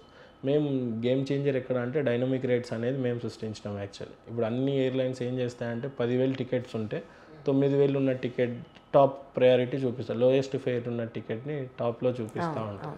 So అది అంటే అంతకుముందు మాన్యువల్ చేసేవాళ్ళు, నాకు తెలిసి 1-2 కంపెనీసే చేసాయి అవి. తర్వాత IQ టీమ్ యాక్టివే చేసింది. సో లిటిల్ యాప్ అనే కంపెనీ బాగా మంచి కాంపిటీటర్ యాక్చువల్లీ మార్కెట్లో. అది కూడా చేయలేదు యాక్చువల్లీ, మేము చేసాము డైనమిక్ రేట్స్ అనేది. ఆ డైనమిక్ రేట్స్ చేసిన దాంట్లో లిటిల్ యాప్కి మా కంపెనీ నచ్చి ఈ కంపెనీని ఎలాగైనా టేక్ ఓవర్ చేయాలి అని వాళ్ళు డిసైడ్ అయ్యి మాకు 30 కోట్ల ఆఫర్ ఇచ్చారు అప్పుడు. 30 కోట్ల ఆఫర్ అంటే అప్పట్లో 30 కోట్లు అంటే ఎన్ని సున్నాలు ఉంటుంది కూడా తెలియదు నాకు. అంటే దానికి అమ్మడానికి మళ్ళీ వాళ్ళు కొన్ని బైలాస్ పెట్టారు, R&D టీం పెట్టి మాకు ఈ ప్రోడక్ట్ని మీరు ఇట్లా ఎగ్జాక్ట్గా డెవలప్ చేసి ఇవ్వాలి అని అనుకోకుండా ఇంట్లో కొంత డబ్బు ఉండింది. ఆ డబ్బు కోస్తా వేరే వాళ్ళ దగ్గరికి తెలియకుండా ఇవ్వటం వల్ల నాకు కావాల్సిన టైంలో ఆ డబ్బు లేకపోయేసరికి ఆ కంపెనీ అంతకి అమ్మలేక 2-3 కోట్లకే సేల్ చేయాల్సి వచ్చింది. ఆ తర్వాత అదే IQ team active hotel side తిప్పాము. 5 star hotel side same dynamic rates అని, బుకింగ్ ఇంజన్ అని, ఆన్లైన్ OTAస్కి బుకింగ్స్ ఇవ్వటం, ఇదంతా చేసుకుంటూ వచ్చాను. ఈ గ్యాప్లో నా లైఫ్లో కొంత డివోర్స్ అలా జరిగింది. ఇంకా అది దానివల్ల పూర్తిగా డిస్టర్బ్ అయిపోయిన తర్వాత చాలా విధాలుగా ప్రయత్నించిన తను రాలేదు. ఆ తర్వాత మళ్ళీ అన్నీ పోయినాయి నా దగ్గర, ఏమీ లేవు. IQ టీమ్ యాక్టివ్ లేదు, సాఫ్ట్వేర్ కంపెనీ లేదు, ఏమీ లేదు యాక్చువల్లీ. ఇక నా దగ్గర ఇది చాలామందికి యూజ్ అవుతుంది, అంటే షార్ట్కట్లో చెప్పాలని నాకు ఇష్టం లేదు కానీ చాలామందికి బహుశా ఇది యూజ్ అవుతుందేమో. మీ దగ్గర రూపాయి లేదు, అప్పటి వరకు మీ కంపెనీలో మీరు ఒక బాస్, చుట్టూ కార్స్ ఉంటాయి, వెహికల్స్ ఉంటాయి, ఈఎంఐస్ ఉంటాయి, అన్నీ ఉంటాయి, మీకు చాలా రెస్పెక్ట్ ఉంటాయి, అన్నీ ఉంటాయి. కానీ అన్నీ ఒకేసారి పోతాయి. లెట్సే మీరు ఎంప్లాయీ కూడా, బాస్ కూడా, అన్నీ కూడా అప్పటిదాకా అన్ని లైఫ్ని చూసేశారు, మీరు స్టూడెంట్గా కూడా అన్నీ చూసేశారు. కానీ ఇది మీకు చాలా యూస్ఫుల్ అవుతుందనే చెప్తున్నా. రీజన్ ఏంటంటే మీ దగ్గర రూపాయి లేదండి, అన్నీ పోయినాయి, అవమానాలు కూడా ఒక పక్క ఫేస్ చేస్తూనే ఉన్నా. కానీ మీరు మళ్ళీ కమ్బ్యాక్ అవ్వాలి, మార్కెట్లో కమ్బ్యాక్ అవ్వాలి. మీ దగ్గర 1 రూపీ లేనప్పుడు మీరు కోట్లు సంపాదిస్తారా, లక్షలు సంపాదిస్తారా, ఎలాగైనా సంపాదించండి. ఎలా కమ్బ్యాక్ అవ్వాలి అనే దాని గురించి చెప్తున్నా. లేదు మీరు ఫ్రెషర్స్గానే పెద్ద బిజినెస్ మ్యాన్ అవ్వాలి అనే కలగన్నప్పుడు మీ దగ్గర 1 రూపీ కూడా లేని రోజున ఖచ్చితంగా రూపాయి ఎలా సంపాదించవచ్చు అంటే, నేను ఆ రోజు వైట్ పేపర్ పెన్ పెట్టుకొని చూశాను మేడం. నాకున్న స్కిల్స్తో మళ్ళీ నేను ఉద్యోగమే చేయొచ్చు, కానీ నాకు ఇంక ఇష్టమే లేదు. పోనీ ఐక్యూటీమ్ యాక్టివ్ని తిరిగి స్టార్ట్ చేద్దాము అని అంటే ఆ ఎంప్లాయీస్ అంతా వేరే వేరే ఎంఎన్సీ కంపెనీస్కి వెళ్ళిపోయారు కాంట్రాక్ట్లో. ఇక ఏదున్నా ఒంటరిగానే పోరాటం స్టార్ట్ చేయాలి కాబట్టి మళ్ళీ జీరో నుంచే స్టార్ట్ అవ్వాలన్నప్పుడు రూపాయి లేకుండా లక్షలు సంపాదించటం ఎలా అని ఒక యూట్యూబ్లు అవి ఇవి అన్నీ అన్వేషించిన. నేను ఒక 4-5 నెలలు అన్వేషించింది మీకు నిమిషంలో చెప్పాలంటే one of the best way is real ఎస్టేటే అనిపించింది యాక్చువల్లీ. మీ దగ్గర రూపాయి లేకపోయినా మీరు చాలా సైట్స్లలో అమ్మొచ్చు. కొంత కష్టపడాలి, ఆ ప్రోడక్ట్ గురించి బాగా తెలుసుకోవాలి, బయట మార్కెట్లో ఎలాగ అమ్మాలనేది, ఎలా పట్టుకోవాలి జనాలు అనేది. నేను 5 స్టార్ హోటల్స్కి వెళ్ళి ఎప్పట్లో ఒక స్టీవ్ జాబ్స్ ఎవరో చెప్పేవాళ్ళు, ఆయన దగ్గర ఆయన జీతం మొత్తం వచ్చే 10,000 జీతం వస్తే ఆ 10,000 ఒకే కాఫీ తాగేవాడంట అతను స్టార్టింగ్లో. వాళ్ళ friends, where you can't effort, why you go and have a cup of coffee, నీ శాలరీని నువ్వు అక్కడ ఇన్వెస్ట్ చేస్తున్నావు, నీకేమైనా బుద్ధి ఉందా అని చెప్పి ఆయన తిట్టేవాళ్ళంట. అప్పుడు వాళ్ళ ఫ్రెండ్స్ అన్నారు, నువ్వు ఎక్కడికి పోయి తాగుతావు అంటే, నేను ఇరానీ దగ్గరికి పోయి ఒక జస్ట్ నార్మల్ టీ కాఫీ ఒక $1 అట్లా పెట్టేసి తాగేసి వచ్చేస్తుంటే, నువ్వు మాత్రం నీ శాలరీస్ మొత్తంని అలా పెట్టేస్తావు అని అంటాడు. కానీ ఆయన అక్కడ పిఆర్ మెయింటైన్ చేసేవాడంట. పిఆర్ అనే పదం నాకు ఫస్ట్ టైం తెలిసింది నా లైఫ్లో. పర్సనల్ రిలేషన్షిప్స్ని ఎలా మెయింటైన్ చేయొచ్చు అనేది చెప్తాడు ఆయన, కాంటెక్స్లో అలా చెప్తాడు. కానీ నేనేమనుకున్నానంటే, నిజంగానే భూములు అమ్మాలి అని అనుకుంటే కోట్లు ఇన్వెస్ట్ చేసే నా కొడుకులు ఎక్కడ ఉంటారా ఇప్పుడు అని నేను వెతికితే, వాళ్ళు ఎయిర్లైన్స్లో కూర్చునే వాళ్ళు కదా, నా ముందు కనిపించేవాళ్ళు కదా, వీళ్ళు 5 స్టార్ హోటల్స్లో ఉండేవాళ్ళు కదా అని చెప్పి నేను కూడా నిజంగానే ఆ పదాన్ని విని అక్కడికి వెళ్ళి బిజినెస్ కార్డులే షేర్ చేసేవాడిని. లక్కీగా ఆ ప్రక్రియలో ఒక మేడం పరిచయం అయింది. వాళ్ళ రియల్ ఎస్టేట్ బ్యాక్గ్రౌండ్లో నుంచి ఇన్ని ప్లాట్స్ ఉన్నాయి, నేను సేల్ చేయలేకపోతున్నా, నువ్వు ఎలాగైతే సేల్ చేసి ఇస్తావు చెప్పు అంటే, అదే ఆన్లైన్ టెక్నాలజీస్ని వాడి ఇప్పుడు మనకి 99acres.com అని చెప్పేసి, తర్వాత చాలా సైట్స్ అలాంటి సైట్స్లలో పెట్టి ఆమె ల్యాండ్ నేను అమ్మిపించాను. యాక్చువల్ నాకు రావాల్సిన షేర్ 3 కోట్లు, నాకు ఇచ్చింది మాత్రం 25 లక్షలు ఇచ్చింది. ఆ 25 లక్షలతో మళ్ళీ నేను చిన్న బాయ్స్ హాస్టల్ని తీసుకున్నా. ఒక పక్క అది లాస్ని ఇస్తూ ఉంది. ఆ రాత్రికి నేను ఆలోచించి దాన్ని చిన్న హోటల్గా డైవర్ట్ చేసి, ఆ ముస్లిం అంకుల్ అంటున్నాడు, ఈ ఏరియాలో హోటల్స్ నడవవు, ఏం నడవవు, ఎలా ముందుకు వెళ్తావు జీవితంలోకి, నాకైతే 5 తారీఖు మేరా రెంట్ మేరకు ఆనా అని చెప్పి వార్నింగ్ ఇచ్చేసి వెళ్ళిపోయాడు. సరే అని చెప్పి దాన్ని మొత్తం మీద అయితే హోటల్ కింద కన్వర్ట్ చేస్తే ఫస్ట్ మంత్లోనే 9 lakhs వరకు బిజినెస్ చేశాము. అన్ని శాలరీస్ అవన్నీ పోను 2-3 లక్షలు మిగిలేవి. అలా ఒక్కో రూపాయి సేవ్ చేస్తే రెయిన్బో టవర్ అనే హోటల్ని బిల్డ్ చేశా. రెయిన్బో తర్వాత రెయిన్బో ఇంటర్నేషనల్ అని బిల్డ్ చేశా. ఇలా బిల్డ్ చేసుకుంటున్న ప్రక్రియలో కాలం ఏమో మళ్ళీ కాటేసింది. మళ్ళీ కోవిడ్ వచ్చింది. యాక్చువల్లీ కోవిడ్ వచ్చిన టైంలో మళ్ళీ హోటల్స్ వెళ్ళిపోయినాయి, మళ్ళీ ఎంప్లాయీస్ వెళ్ళిపోయినారు, మళ్ళీ జీరో అయిపోయినా, మళ్ళీ నిలబెట్టడానికి ఛాన్సే లేదు. ఇంకా తర్వాత ఓనర్తో కొన్ని కొట్లాటలు అయిన తర్వాత కనీసం నేను పెట్టిన 2 కోట్లలో నుంచి 25 లక్షలని ఇవ్వండి అని నేను గొడవపడ్డ తర్వాత ఆ 25 లక్షలే నా లైఫ్ని మళ్ళీ నిలబెట్టడానికి అయింది. 1 సంవత్సరం 2 సంవత్సరాలు పోయిన తర్వాత కోవిడ్ అంతా అయిపోయిన తర్వాత ఫస్ట్ హోటల్స్కి ఈసారి మంచి పేరు పెట్టాలని చెప్పేసి సిగ్నేచర్ అనే పేరుతో స్టార్ట్ చేశా.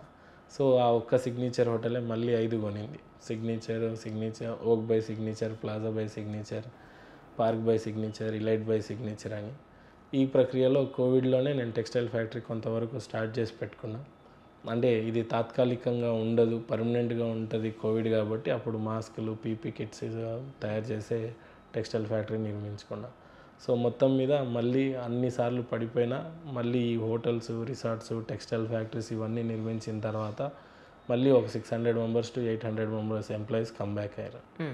ఆ ప్రక్రియలో మళ్ళీ పొలిటికల్ ప్రెజర్స్ అవి ఇవి ప్రెజర్స్ అన్నీ ఫీల్ అవుతున్న క్రమంలో మనకైతే పవర్ స్టేషన్స్గా అమ్మ నాన్నలు ఎవరు పొలిటికల్గా లేరు. ఏమైనా మనకి మనమే సమకూర్చుకోవాలి, పవర్ స్టేషన్స్ ఏమున్నాయి అని ఆలోచిస్తుంటే ఒక పొలిటికల్గా అయినా ఉండాలి, లేదు మీడియా పరంగా ఉండాలి. సో మీడియాలో ఉన్నప్పుడు ఫస్ట్ ఎవరైనా కాలర్ ఎగరేసుకొని ఎట్లా వస్తాము అంటే మనం చాలా సాధించేయాలి, అది చేయాలి, ఇది చేయాలని పెద్ద కళలు కానీ మీడియా ఫీల్డ్లోకి వస్తుంటాం.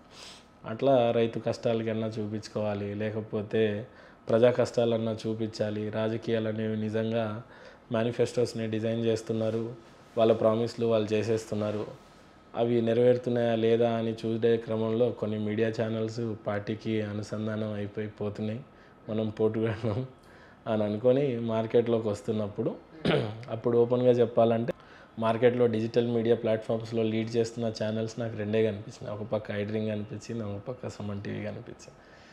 నాకు బేసిక్గా కాంపిటీటర్స్ని అనాలిసిస్ చేయటం హోటల్స్ ఉన్నప్పటి నుంచే తెలుసు. సో నా పక్కన హోటల్ ఏం కాంపిటీషన్స్లో ఉన్నాయి, నేనే కాంపిటీషన్లో నిలబడాలని ఆలోచిస్తున్నప్పుడు కనీసం ఈ సుమన్ టీవీకి ఐడ్రీమ్కి మధ్యలో మేము ఉండాలా అనేది అది ఒక 6 years కల. యాక్చువల్ 6 years కష్టపడితే ఖచ్చితంగా మనం ఆ ఫ్రేమ్లో ఉంటామేమో, సిగ్నేచర్ స్టూడియోస్ అలా ఉండాలి అని ఆలోచించి ఈ మీడియా రంగంలోకి వచ్చిన. యాక్చువల్లీ అలా సిగ్నేచర్ స్టూడియోకి బీజం పడింది. కానీ యూట్యూబ్ గురించి మీకు ఏమీ తెలియకపోయినా ఎలా మీరు అంత పర్ఫెక్ట్గా చేయగలుగుతున్నారు అని అంటే, ఎందుకంటే ఎస్సీఓని కూడా మీరు ఎవరు పెట్టుకోకుండా మీ ఓన్గానే చేస్తూ వస్తున్నారు. అంటే చాలా బాగా అడిగారు మేడం ఈ క్వశ్చన్. యాక్చువల్లీ నేను బుక్స్ చదువుతానా, ఎక్కడన్నా ఏమైనా చదువుతానా, ఈ కాంటెక్స్ట్ గుర్తురావు కొన్నిసార్లు. కానీ if you want to shine like a sun first burn like a sun అంటాడు ఆయన. మీరు సూర్యుడిలాగా బాగా మెరవాలి అని అనుకుంటే ఫస్ట్ ఆయనలాగా మండాలి. నాకు అది బాగా అనిపించి నేనేమనుకున్నానంటే యూట్యూబ్ ఛానల్ అనే కాదు మేడం, ఎనీ ఫీల్డ్ అయినా తీసుకోండి. ఇప్పుడు హోటల్ నాకు రిలేటెడ్ కోర్సే కాదు, ఎయిర్లైన్స్ నా related course. Actually textile factory నా రిలేటెడ్ కాదు. నేను టెక్స్టైల్ ఫ్యాక్టరీ యూట్యూబ్లో చూసే పెట్టేశాను. యాక్చువల్లీ ఎలా స్టిచ్చింగ్ చేస్తారో కూడా తెలియదు. అలా ఇవి యూట్యూబ్ ఛానల్ పెడుతున్నప్పుడు యూట్యూబ్లో మీరు ఎలా నంబర్ 1 కావాలనేది యూట్యూబే చేస్తారు. ఏదో ఏమంటారు, మనిషి జీవితంలో నంబర్ 1 కావాలి అని అనుకుంటే కొన్ని మాన్యువల్స్ ఇస్తారు కదా. ఐఫోన్ కొన్నప్పుడు ఐఫోన్ ఎలా వాడాలి అని మాన్యువల్ ఇస్తారు. లేదు మనిషి ఎలా బతకాలి అని అంటే మన మనిషి కోసం ఉన్న మాన్యువల్ ఏంటి, ఒక భగవద్గీత, ఖురాను, ఇంకేదో అంటారు, మనం చదవం బేసిక్గా. బట్ అట్లా యూట్యూబ్ ఛానల్లో వస్తున్నావు, యూట్యూబ్ కూడా ఒక మాన్యువల్ ఇస్తాడు, నువ్వు నాలో ఒక నంబర్ 1 బెస్ట్ అవ్వాలి అని అంటే. మా హోటల్స్ కూడా సీక్రెట్స్ అదే మేడం. మీరు ఎస్సీఓలో ఇప్పుడు టైప్ చేసిన హోటల్స్ నియర్ హైదరాబాద్ అని కొడితే టాప్ హోటల్స్ మావే వస్తాయి ఖచ్చితంగా. అంటే ఎస్సీఓలో నాట్ పెద్ద హోటల్స్ ఏం రావు. Even no hotel, Falaknuma palace లాంటివి అక్కడ మా నియర్ బై శంషాబాద్కి కాంపిటీటర్స్ ఉన్నా మేమే టాప్ ఫస్ట్ వస్తాం. అలా వాడే ఒక మాన్యువల్ ఇచ్చాడు గూగుల్, అలా యూట్యూబ్ వాడు కూడా ఒక మాన్యువల్ ఇచ్చాడు. సో ఆ ఎస్సీఓస్ని కంప్లీట్ పైనుంచి కింది వరకు చదువుకుంటూ రావటం వల్ల ఎస్సీఓస్లో మనం నంబర్ 1 నిలబడతాము అని బిలీవ్ చేసినప్పుడు మా దగ్గర పెద్దగా కంటెంట్ లేదు. యాక్చువల్లీ చిన్న కంటెంట్ చేసుకుంటూ వస్తే మా అదృష్టం ఏందో. ఆ రోజున మీరు ఐడ్రీమ్ నుంచి వదిలేసి వస్తాను నేను అని అన్నప్పుడు నేను మిమ్మల్ని నిలబెట్టుకుంటానా లేదా అనుకున్నా. మిమ్మల్ని నిలబెట్టుకుంటానా లేదా అనే ప్రక్రియలో ఇంకో బంపర్ ఆఫర్ ఏంటంటే నాగరాజు గారు రావటం. ఇంకా మీరు నాగరాజు గారు వచ్చేటప్పుడు అంత హై పే శాలరీస్ కానీ అంత హై ప్రొఫెషనల్స్ని మేము తట్టుకుంటామో లేదో అనుకున్నాము. దేవుడి దయ వల్ల మీరంతా వచ్చారు, బాగుంది. సిగ్నేచర్ స్టూడియోస్ ఇప్పుడు ఆ 3 ఫ్రేమ్స్లలో అయితే ఉందని ఖచ్చితంగా నమ్ముతున్నా. రీసెంట్గా డిజిటల్ నంబర్ 1 573 million చేసిన సిగ్నేచర్ స్టూడియోస్ ప్రేక్షకులందరికీ ఖచ్చితంగా అయితే ధన్యవాదాలు చెప్పాలి. నేనే కాదు మీరు చెప్పాలి. ఎందుకంటే 14,000 సబ్స్క్రైబర్స్ ఉన్నప్పుడు, 14,000 సబ్స్క్రైబర్స్ ఉన్నప్పుడు, ఇది చాలా చిన్న బేబీగా ఉన్నప్పుడు వచ్చారు మీరు. ఈరోజు 6 లక్షల మంది. యాక్చువల్లీ మనకి 1 million సబ్స్క్రైబర్స్ ఎప్పుడూ అయిపోయారు మేడం. యాక్చువల్లీ ఎలా అంటే మనకు టైం టు డేకి ఒక 1.5 lakh ఉన్నారు. మళ్ళీ సిగ్నేచర్ స్టూడియో టీవీ అనే ఛానల్కి 2,70,000 ఏమో ఉన్నారు. స్టోరీస్కి 1 lakh ఉన్నారు. అలా చూస్తే మనం 1 million టచ్ చేసినట్టు. సో ఈ 1 million వాళ్ళందరికీ ధన్యవాదాలు చెప్తూ, కొంతమంది సబ్స్క్రైబ్స్ చేసుకోకపోయినా మనల్ని ఫాలో అయ్యే వాళ్ళందరికీ కూడా thank you so much for that. మీరు చాలా సింపుల్గా ఛానల్ లాంచ్ చేస్తాను, అక్కడి నుంచి ఇక్కడికి వచ్చేసాము అందరూ అని అనుకున్నారు. కానీ యాక్చువల్లీ టు బి ఫ్రాంక్, మీరు నాకు ఒక పెయిడ్ ఇంటర్వ్యూకి మీరు నాకు పరిచయం అయ్యారు. పరిచయం అయినప్పుడు సరదాగా మీరు ఛానల్లో చూస్తానంటే మిమ్మల్ని ఇన్వైట్ చేశాను. ఆ తర్వాత నేను ఇక్కడే జాయిన్ అవ్వడం వల్ల, మీరు ఛానల్ పెట్టడం వల్ల వాళ్ళేమనుకున్నారు, ఆయన ఆల్రెడీ ఛానల్ పెడతానంటేనే అంజలి తీసుకొచ్చింది ఇక్కడ చూపించడానికి అన్నట్టుగా అయిపోయింది అక్కడ నా పరిస్థితి. యాక్చువల్లీ అప్పటికి మీ ఛానల్ పెడుతున్నట్టు నాకు కూడా తెలియదు మీరు వచ్చే టైంకి. అండ్ మోర్ ఓవర్ అప్పటికే కొంతమంది కెమెరామెన్స్ అక్కడ మానేసి ఉన్న వాళ్ళని నన్ను వాళ్ళ ఎంప్లాయీగా వాళ్ళు ఎక్కడైనా ఉంటే చెప్పండి అన్నందుకు వాళ్ళకి నెంబర్లు ఇచ్చారే బాబు, నాకు ఇక్కడ ఆఫర్లు వచ్చాయి, మీరు ఫోన్లు వేసుకుని తెలుసుకోండి అని చెప్పి వాళ్ళకి ఇవ్వడం వల్ల వాళ్ళు నా కర్మకి ఇక్కడే జాయిన్ అవ్వడం వల్ల నేను ఇక్కడే జాయిన్ అవ్వడం వల్ల మొత్తం అంతా తీసుకొచ్చి అంజలి మొత్తం తీసుకెళ్ళి అక్కడ జాయిన్ చేసేసింది అన్న పేరైతే సంపాదించుకున్నాను. మీ పుణ్యం అని. మేడం ఇది ఎలా ఉందంటే సోలార్ సిస్టమ్ అంటారు కదా, సోలార్ సిస్టంలో ఒక 9 గ్రహాలను ఎలా అయితే చెప్పుకుంటామో ఆ గ్రహం అది మనం భూమి పుట్టకన్నా ముందు నుంచి ఉన్నాయి, ఎప్పుడు పుట్టినాయని మనకు తెలియదు, కానీ సైంటిస్ట్ కనిపెట్టకన్నా ముందు కూడా ఆ గ్రహాలు ఉన్నాయి అక్కడే. అవును అవును. సో ఆ సోలార్ సిస్టంలో ఆ 9 గ్రహాలు నడుస్తూనే ఉన్నాయి. కానీ మనుషులు కనిపెట్టుకుంది ఎప్పుడు, వాళ్ళ జ్ఞానం వాళ్ళకి వచ్చినప్పుడు, వాళ్ళ టెక్నాలజీ వాళ్ళకి సమకూర్చుకున్నప్పుడు, ఆ టైం వచ్చినప్పుడు వాళ్ళకి తెలిసింది అంతే. వీళ్ళేమి సోలార్ సిస్టాన్ని కొత్తగా కనిపెట్టింది ఏం లేదు. అవును అవును. అలా నా అదృష్టంలో మీరు ఎలా ఉన్నారని అంటే, ఫస్ట్ భూమి వచ్చింది, సూర్యుడు వచ్చాడు, జూపిటర్ వచ్చింది, ప్లానెట్ వచ్చింది, మార్స్ వచ్చింది, వీనస్ వచ్చింది అన్నట్టుగా ఈరోజు సిగ్నేచర్ స్టూడియోస్ అనేది ఒక సోలార్ సిస్టంగా తయారు చేసి పెట్టినందుకు నిజంగానే మనకి, నీకు, రంజిత్కి అండ్ ఈ ఛానల్లో ఫస్ట్ టైం కొబ్బరికాయ కొట్టిన ఎడిటర్ మనోజ్కి, ఆడబిడ్డగా ప్రతిసారి పిలుచుకుంటున్న స్పందనకి, సువర్ణకి, ఉపేందర్కి, మహేష్కి, ప్రతి ఒక్కరికి ఇక లిస్ట్ చెప్తే మళ్ళీ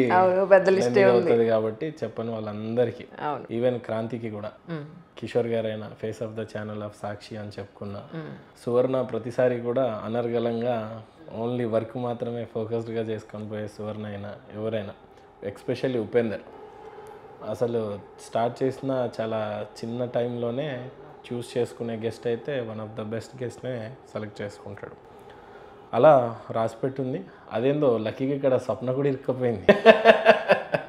ఫస్ట్ నాగరాజు గారు వచ్చారు, ఏమో యాక్చువల్లీ ఖచ్చితంగా నిలబెట్టుకునే టైమే అనుకోకుండా అది అలా అయిపోయింది ఏదో చిన్న ఇది మీద, కానీ మిస్అండర్స్టాండింగ్స్ ఏం రాలేవు. ఇప్పుడు దానికే వస్తున్నా. అయితే ఇక్కడ స్వప్న గారు కూడా రాక చేసి ఒకే ఒక ఇంటర్వ్యూ చేసి ముందు వెనక ముందు మాట్లాడుకోక ఆవిడ కూడా కనిపించడం ఒక ఆనందం. అయితే నేను తనకి చెప్పా, మీకు చెప్పా, ముందు అన్నీ మాట్లాడుకున్నాక అడుగు అయిపోయింది, నో ప్రాబ్లం. బట్ ఎప్పటికైనా సిగ్నేచర్ అనేది నా ఇంకో కుటుంబం అని అయితే చెప్పింది. మరి అవును, తప్పకుండా నిలబెట్టుకుంటాం. ఆ ఫ్యామిలీలోకి తను జాయిన్ అవ్వాలని. Always welcome. తొందరలోనే మళ్ళీ ఒక భీముడు లాంటి క్యారెక్టర్ రాబోతుంది మన ఛానల్కి. అవునా? ఖచ్చితంగా ఆయన భుజస్కంధాల మీద ఆయన కూడా మీకు తోడవుతారని మనస్ఫూర్తిగా కోరుకుంటున్నాను. కానీ అంటే ఆల్మోస్ట్ ఒక 2 yearsగా మీతో నేను జర్నీ చేస్తున్నాను. మీరు బయటికి చెప్పే వర్డ్ వల్ల కొంత మిస్అండర్స్టాండింగ్ అయిపోతుంది. తీరా చూస్తే ఆ వర్డ్ వెనకాతలున్న అర్థాన్ని, పరమార్థాన్ని మీరు చెప్పినప్పుడు ఓహో ఈయన ఇలా అన్నాడా, మేము ఇలా అనుకోలేదే అని. కానీ ఆ వర్డ్ ఈ లోపల బయటకు వెళ్ళిపోయి మీ మీద చాలా మిస్అండర్స్టాండింగ్ అయిపోతుంది ప్రతిసారి. బట్ నేను మళ్ళీ ఎక్స్ప్లెయిన్ చేయాల్సి వస్తుంది, నో ఆయన అన్నది ఈ పాయింట్ కాదు, అసలు దాని వెనకాతల కారణం ఇది, దానివల్ల ఇలా అనడం జరిగింది అని. So most of the times ఒక చిన్న మాట చాలా అపార్థాలకి దారితీస్తాం. అంటే కొన్నిసార్లు ఏమంటానంటే మేడం, కొన్నిసార్లు మనం వేరే ఏదో ఆలోచించుకుంటూ మనకు ఒక పెద్ద ఆపర్చునిటీ ఎవరైనా కల్పిస్తారు. ఉదాహరణకి మనం చంద్రబాబు నాయుడు గారిని కలిసి అలా అని చెప్పి ఐపాక్ అని వైఎస్ఆర్సీపీ వాళ్ళు కూడా ఇన్వైట్ చేసినప్పుడు పోయాం. ఇది రాజకీయంగా కాంట్రవర్సీ అవుతుందేమో, కానీ పెద్దవాళ్ళు పిలిచినప్పుడు మనం పోకుండా అయితే ఉండం. మనకి ఇచ్చిన టైం ఎంత అంటే ఒక 5 minutes సరిపోతుందా మహేందర్ గారు ఏమన్నా మాట్లాడడానికి అని అన్నప్పుడు, మరీ 5 minutes ఏం సరిపోతుంది సార్, ఒక 10 minutes అయితే బాగుంటుంది అని అన్నాం. కానీ అదే చంద్రబాబు నాయుడు గారితో మాట్లాడడానికి ఒక 40-50 minutes అయిపోయిందేమో మేడం. ఆయన నా గురించి వినడం, ఆయన నిజంగానే ఆయన ఎక్స్పీరియన్స్ని షేర్ చేసుకోవటం అని. అంటే ఒక ప్లాట్ఫామ్ డిజైన్ చేసినప్పుడు ఒక కొత్త పరిచయంకి మనం అంత బాగా అట్రాక్ట్ చేయగలం, కొన్నిసార్లు చేయలేం. కొన్నిసార్లు కొన్ని టాపిక్స్ మాట్లాడతాం, కొన్నిసార్లు ఇష్టమైన టాపిక్స్ మాట్లాడతాం, కొన్నిసార్లు వాళ్ళకి నచ్చని టాపిక్ కూడా మాట్లాడవచ్చు. కొన్నిసార్లు ఇక మిస్అండర్స్టాండింగ్ ఎవరి కోసం అయిందో ఇండైరెక్ట్ అయితే మీరు చెప్పారు, నేను ఇండైరెక్ట్గా కాకుండా డైరెక్ట్గా వాళ్ళకి అర్థమవుతుందని అయితే అనుకుంటున్నా. ట్రూ. కానీ ఈ జర్నీలో జనరల్గా పిల్లల మీద తల్లిదండ్రులకి కొన్ని నమ్మకాలు ఉంటాయి. వీడు ఖచ్చితంగా ఇది చేస్తాడు, ఇది చదువుతాడు, ఇది సాధిస్తాడు అని. మీ విషయంలో ఏమైంది, చాలా చిన్న ఏజ్లోనే పేరెంట్స్కి కొంతకాలం దూరంగా ఉండి మళ్ళీ మీరు కొంత సాధించిన తర్వాత మళ్ళీ విలేజ్కి వెళ్ళి మీ పేరెంట్స్కి కనిపించినప్పుడు మీ మదర్ వైపు నుంచి మీ ఫాదర్ వైపు నుంచి ఎలాంటి రెసిప్రికేషన్ చూసారంటే ఏమంటారు? అంటే మేడం ఇక్కడ బేసిక్గా మా అమ్మ నాన్నలు నన్ను చిన్నప్పుడు చాలా ఎమోషనల్గా పెంచారు. నిజంగా చెప్పాలంటే ఒక పక్క నుంచి మా ఊర్లో మా ఇంట్లోనే ఫస్ట్ టీవీ, అంటే గొప్పగా కాదు ఇది. కొంతమంది టార్చ్ బేరర్స్ లాగా ఉంటారు కదా మేడం, లైక్ ఇప్పుడు మన ఫ్రెండ్ సర్కిల్లో మీ క్లాస్మేట్లోనే ఎవరో హైయెస్ట్గా బాగా ఎదిగిన వాళ్ళు ఉంటారు, ఒక్కొక్క రంగాల్లో వాళ్ళు రాణిస్తూ ఉంటారు. అట్లా మా విషయానికి వచ్చేసరికి మా నాన్న నా గురించి చాలా చేసినప్పటికీ నేను చాలాసార్లు పోగొట్టుకుంటూనే ఉన్నా. ఉదాహరణకు 7th క్లాస్లో నేను చదువుకోకుండా బంకులు కొట్టేసి చదువు అబ్బక మా నాన్న తిరిగి వచ్చేసి మా నాన్న కెరియర్ని స్పాయిల్ చేసిన వాళ్ళల్లో నేనే ఉంటాను. కొన్నిసార్లు పిల్లలమే తల్లిదండ్రుల జీవితాలను కూడా మార్చేస్తూ ఉంటుంటాం. ఇప్పుడు మా నాన్నకు అప్పట్లోనే మంచి కళలు కానీ 3 ఎకరాల పొలం తీసుకొని అంత పెద్ద ఇల్లు కట్టేసిన వ్యక్తి, ఆయనకు కూడా ఒక కెరియర్ ఉంటుంది కదా, అంబిషన్స్ ఉంటాయి కదా, హయ్యర్ పర్పస్ థింకింగ్ ఉంటుంది. మనం సూసైడ్ చేసుకుంటామని అదని ఇదని చెప్పి పిల్లలు వాళ్ళకు నచ్చినట్లు ఉండకుండా మనకు నచ్చడానికి ఉండడానికి, అదే ఇందాక మా గురువుగారు చెప్పారని చెప్పాను కదా, మన జీవితంలో మార్చగలిగే వ్యక్తులు ఇద్దరే, ఒక గురువు అయినా పేరెంట్స్ అయినా అని. నాకు మా పేరెంట్స్ని వాళ్ళ జీవితాన్ని స్పాయిల్ చేసిన వ్యక్తిగా నేనే అనుకుంటా. నాకు కొందరికి ఆపర్చునిటీస్ ఉంటాయి, కొందరికి ఉండవు. లక్కీగా నేను అంత పెద్ద మా ఊర్లో పెద్ద ఇల్లు కట్టాను, చాలా స్థలాలు తీసుకున్నాను, వాళ్ళ రుణం తీసుకున్నాను, తీర్చుకొని బాగున్నాను అని అనుకుంటున్నాను. కానీ కొన్నిసార్లు అందరికీ దక్కకపోవచ్చు. సో పేరెంట్స్ విషయానికి వస్తే పేరెంట్స్ చెప్పినట్లు వినాలి సమ్ టైమ్స్, కొన్నిసార్లు గురువులు చెప్పినట్టు వినాలి. అండ్ ఏ చేసినా మళ్ళీ 50 సంవత్సరాల తర్వాత ఈ భూమి మీద మనం ఉంటామో ఉండమో తెలియదు మేడం. అంటే ఒక అబ్దుల్ కలాంని ఈరోజు ఒక బుక్స్ అంటే ఆయన పడ్డ కష్టానికి ఈరోజు మనం అంత హిస్టరీ చదవగలుగుతున్నాం. ఆయనే గివప్ ఇచ్చి ఉంటే ఇప్పుడు ఒక అబ్దుల్ కలాం అయినా, అంబేద్కర్ అయినా, లేకపోతే మన మోడీ గారు అయినా, చాయ్ వాళ్ళని ఒక ఇండియా ప్రధానమంత్రి అవ్వటం ఏంటి మేడం? చెప్పులు కుట్టే అబ్రహాం లింకన్ అంటే మన భూప్రపంచంలో 175 కంట్రీలు అఫీషియల్గా చెప్పుకుంటే అందులో one of the best powerful country వరల్డ్లో నెంబర్ 1 ఉంది యూఎస్. అంటే ఆ యూఎస్కి ఒక చెప్పులు కుట్టుకునేటోడు అబ్రహాం లింకన్ ఎలా అవుతాడు మేడం ప్రధానిగా? అంటే ఇక్కడ అందిపుచ్చుకునే ఆపర్చునిటీస్లో కొంతమంది వరల్డ్ క్లాస్ ఐఐటీస్ చదివి ఉంటారు, వరల్డ్ క్లాస్ ఎడ్యుకేషన్ చదివి ఉంటారు, వరల్డ్ క్లాస్ చాలా బాగా ఎడ్యుకేషన్స్ ఉన్నా కూడా మరి చెప్పులు కుట్టుకునేటోడు ప్రధానమంత్రి అవటం ఏంటి మేడం? అట్లా మన చేతుల్లో ఉన్న ప్రతి ఆయుధాన్ని వాడుకోవడానికి సిద్ధంగా ఉన్నప్పుడు కొన్నిసార్లు పేరెంట్స్ చెప్పే విధానం కూడా తప్పు ఉండొచ్చేమో, పిల్లలు రిసీవ్ చేసుకునే విషయంలో కూడా తప్పు ఉండొచ్చేమో. సో ఒకసారి పేరెంట్స్ చాలా బాగా చెప్పాలి అని అంటాను. ఎక్స్పెషల్లీ మీరు కూడా మీరు పిల్లల్ని బాగా చెప్పాలి అని అనుకుంటా, వాళ్ళు చెప్తున్న గురువు అయినా. నాకు అనిపించింది అంటే ఫస్ట్ మీ జీవితంలో స్టార్టింగ్ నుంచి విన్న స్టోరీ విన్నప్పుడు ఒకటి మీ మదరు, ఆ తర్వాత ఏవియేషన్ దాని గురించి మీకు ఇంట్రడ్యూస్ చేసిన ఇంకొక లేడీ, ఆ తర్వాత ల్యాండ్ పాయింట్ ఆఫ్ వ్యూలో సపోర్ట్ చేసిన ఇంకొక లేడీ, ఆ తర్వాత ఇలా ఒక్కొక్క స్టేజ్లో ఒక్కొక్క లేడీ మీకు ఒక అమ్మవారి రూపంలో సపోర్ట్ చేసుకుంటూ వచ్చారు. మీ జీవితంలో అలా మీకు సపోర్ట్ చేసి మీకోసం నిలబడ్డ వ్యక్తులు అంటే ఎవరిని చెప్తారు మీరు? అంటే స్ట్రాంగ్గా ఫస్ట్ నిలబడి వ్యక్తిని అంటే అమ్మనే చెప్తాను మేడం. అంటే నన్ను కన్నప్పటి నుంచి పురుటినొప్పులు పడుతున్నప్పటి నుంచి ఇప్పటి వరకు కూడా అమ్మని ఎప్పుడు సాటిస్ఫై చేయలేకపోయాను. అంటే ఆమె పడ్డ కష్టం మామూలు కాదు. అంటే విలేజ్లో మీకు తెలియదేమి ఉండదు మేడం, 400 రూపాయలు కూడా కాదు, జస్ట్ 20 రూపాయల కూలీల కోసం కూడా పొద్దున్నే ఆ బురద మట్టిలో దిగి నాట్లేస్తూ వచ్చిన ఆ 50 రూపాయలతో ఇల్లుని పోషించటం. మళ్ళీ మాకు కొంత మారుమూల ప్రాంతం కాబట్టి అడవిలోకి వెళ్ళి కట్టెలు కొట్టి తీసుకొని వచ్చి పోషించటం, ఏవేవో చిన్న చిన్న ఆకులు తెంపి దాన్ని కూడా అమ్మి పోషించటం, అదొక అమ్మకే సాధ్యమైంది. ఈరోజు ఎంత పెద్ద వాళ్ళ కోసం మేడలు కట్టినా ఏం కట్టినా అమ్మ రుణం తీరలేనిదే ఉండిపోయింది. ఇక అన్నిటికంటే మించి నా లైఫ్లో బలంగా నిలబడిన లేడీ ఎవరైనా ఉన్నారు అమ్మ తర్వాత అని అనుకుంటే, అంటే అది మాట సాయమే, అంటే లేడీ ఏమి నిలబడింది ఏమి కాదు.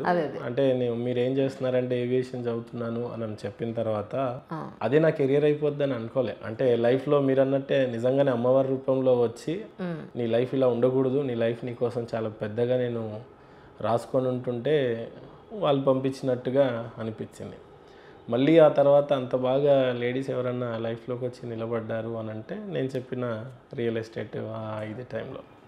ఇక రీసెంట్ ఈ టైం పీరియడ్లో అంటే లైఫ్లో చాలా అన్నీ కోల్పోయిన తర్వాత రీసెంట్గా నాకు మ్యారేజ్ అయింది. భువన మా వైఫ్ పేరు, బాబు భీమా వాడి పేరు. ఇక ఆమె కూడా చాలా చాలా బాగా సపోర్ట్ చేసింది. అంటే చాలా ఇంట్లో కొన్ని పనుల మీదకి పోయినప్పుడు చాలా మిస్అండర్స్టాండింగ్స్ వస్తూనే ఉంటాయి. ఆ మిస్అండర్స్టాండింగ్స్ని కూడా అర్థం చేసుకొని ఒక కళల కోసం పరిగెత్తుతున్నాడు అని తను కూడా బలంగా విశ్వసించి సపోర్ట్ చేశారు. ఇక ఐ డ్రీమ్ నుంచి మానేసి మీరు వస్తున్నప్పుడు ఇది 14,000 సబ్స్క్రైబర్స్ ఉన్న ఛానల్. అలాంటప్పుడు అసలు మీరు మమ్మల్ని నమ్మటం మాకు ఒక అదృష్టంగానే భావిస్తున్నాను నేను. రెండోది, మిమ్మల్ని నిలబెట్టుకోవటం అనేది చాలా పెద్ద టాస్కే మాకు. బికాస్ ఈ 2 ఇయర్స్లో నేను విన్నది చూసిందంతా కూడా ఎలా నిలబెట్టుకోవాలి అనేది, అంటే డిజిటల్ మీడియాలో మీకు తెలియని ఛాలెంజెస్ అయితే ఏమి కొత్తవి కాదు. అలాంటి ఛాలెంజెస్ ఉన్నా కొన్నిసార్లు మిస్అండర్స్టాండింగ్స్ వచ్చినాయి, కొన్నిసార్లు గొడవలు వచ్చినాయి, కొన్నిసార్లు ఏవేవో రూమర్స్ వచ్చినాయి, ఇంకొన్నిసార్లు ఇంకొక ఏదో తప్పుగా చెప్పినా కూడా మీరే పెద్ద మనసు చేసుకొని ప్రతిసారి ఏమంటారు అమ్మవారిలాగా మీరే దీన్ని నిలబెట్టుకొని నడిపిస్తుంటే చాలా ఆనందంగా ఉంది. సో మా జీవితంలో నిలబడిన లేడీస్ అంటే వీళ్ళే. కానీ ఒక చాలా అప్ అండ్ డౌన్స్ చూసారు లైఫ్లో మీరు. ఈ రోజున మీకు దేనికి తక్కువ లేదు యాక్చువల్లీ. అంటే ఒక డబ్బు గురించి కానీ, మీరు ఎక్కడికైనా వెళ్ళాలన్నా చేయాలన్నా, సమాజంలో ఒక మనిషికి కావలసిన అన్ని రకాల నీడ్స్ తీరిన తర్వాత ఉండే ఒక లగ్జరీ లైఫ్ అనండి, ఒక కంఫర్టబుల్ లైఫ్ అనండి చూస్తున్నారు. డబ్బు లేని రోజు చూసారు, ఈరోజు డబ్బు ఉన్న రోజు చూస్తున్నారు. కాస్ట్లీ వాచెస్, కాస్ట్లీ కార్లు ఎలా చూసుకున్నా కూడా ఒక కంఫర్టబుల్ స్టేజ్కి వచ్చేసారు ఈరోజు. అంటే ఒకళ్ళకి హెల్ప్ చేసే స్టేజ్లో కూడా మీరు ఉన్నారు. కానీ మీ విషయంలో డబ్బు అనంటే, డబ్బు నా వరకు ఏంటంటే మేడం, చాలా వరకు కూడా ఒక చిన్న ఊర్లో ఉన్నప్పుడు కానీ లేకపోతే సిటీలో పెద్దవాళ్ళు ఎవరు అంటే ఇండస్ట్రీలో చిరంజీవి గారిని సూచిస్తూ ఉంటారు. చిరంజీవి గారి మీద సోషల్ రెస్పాన్సిబిలిటీస్ ఎక్కువగా పడిపోతూ ఉంటాయి మేడం. అవును, ఏ రకంగా అని వస్తే చిన్న చిన్న క్యారెక్టర్ ఆర్టిస్టులు వాళ్ళ ఇంట్లో తల్లిని కోల్పోయో, తండ్రిని కోల్పోయో, లేకపోతే ఇట్లా కరోనా మహమ్మారి సోకినప్పుడు సోషల్ రెస్పాన్సిబిలిటీస్ బేసిక్గా ఆయన మీద ఉంటాయి.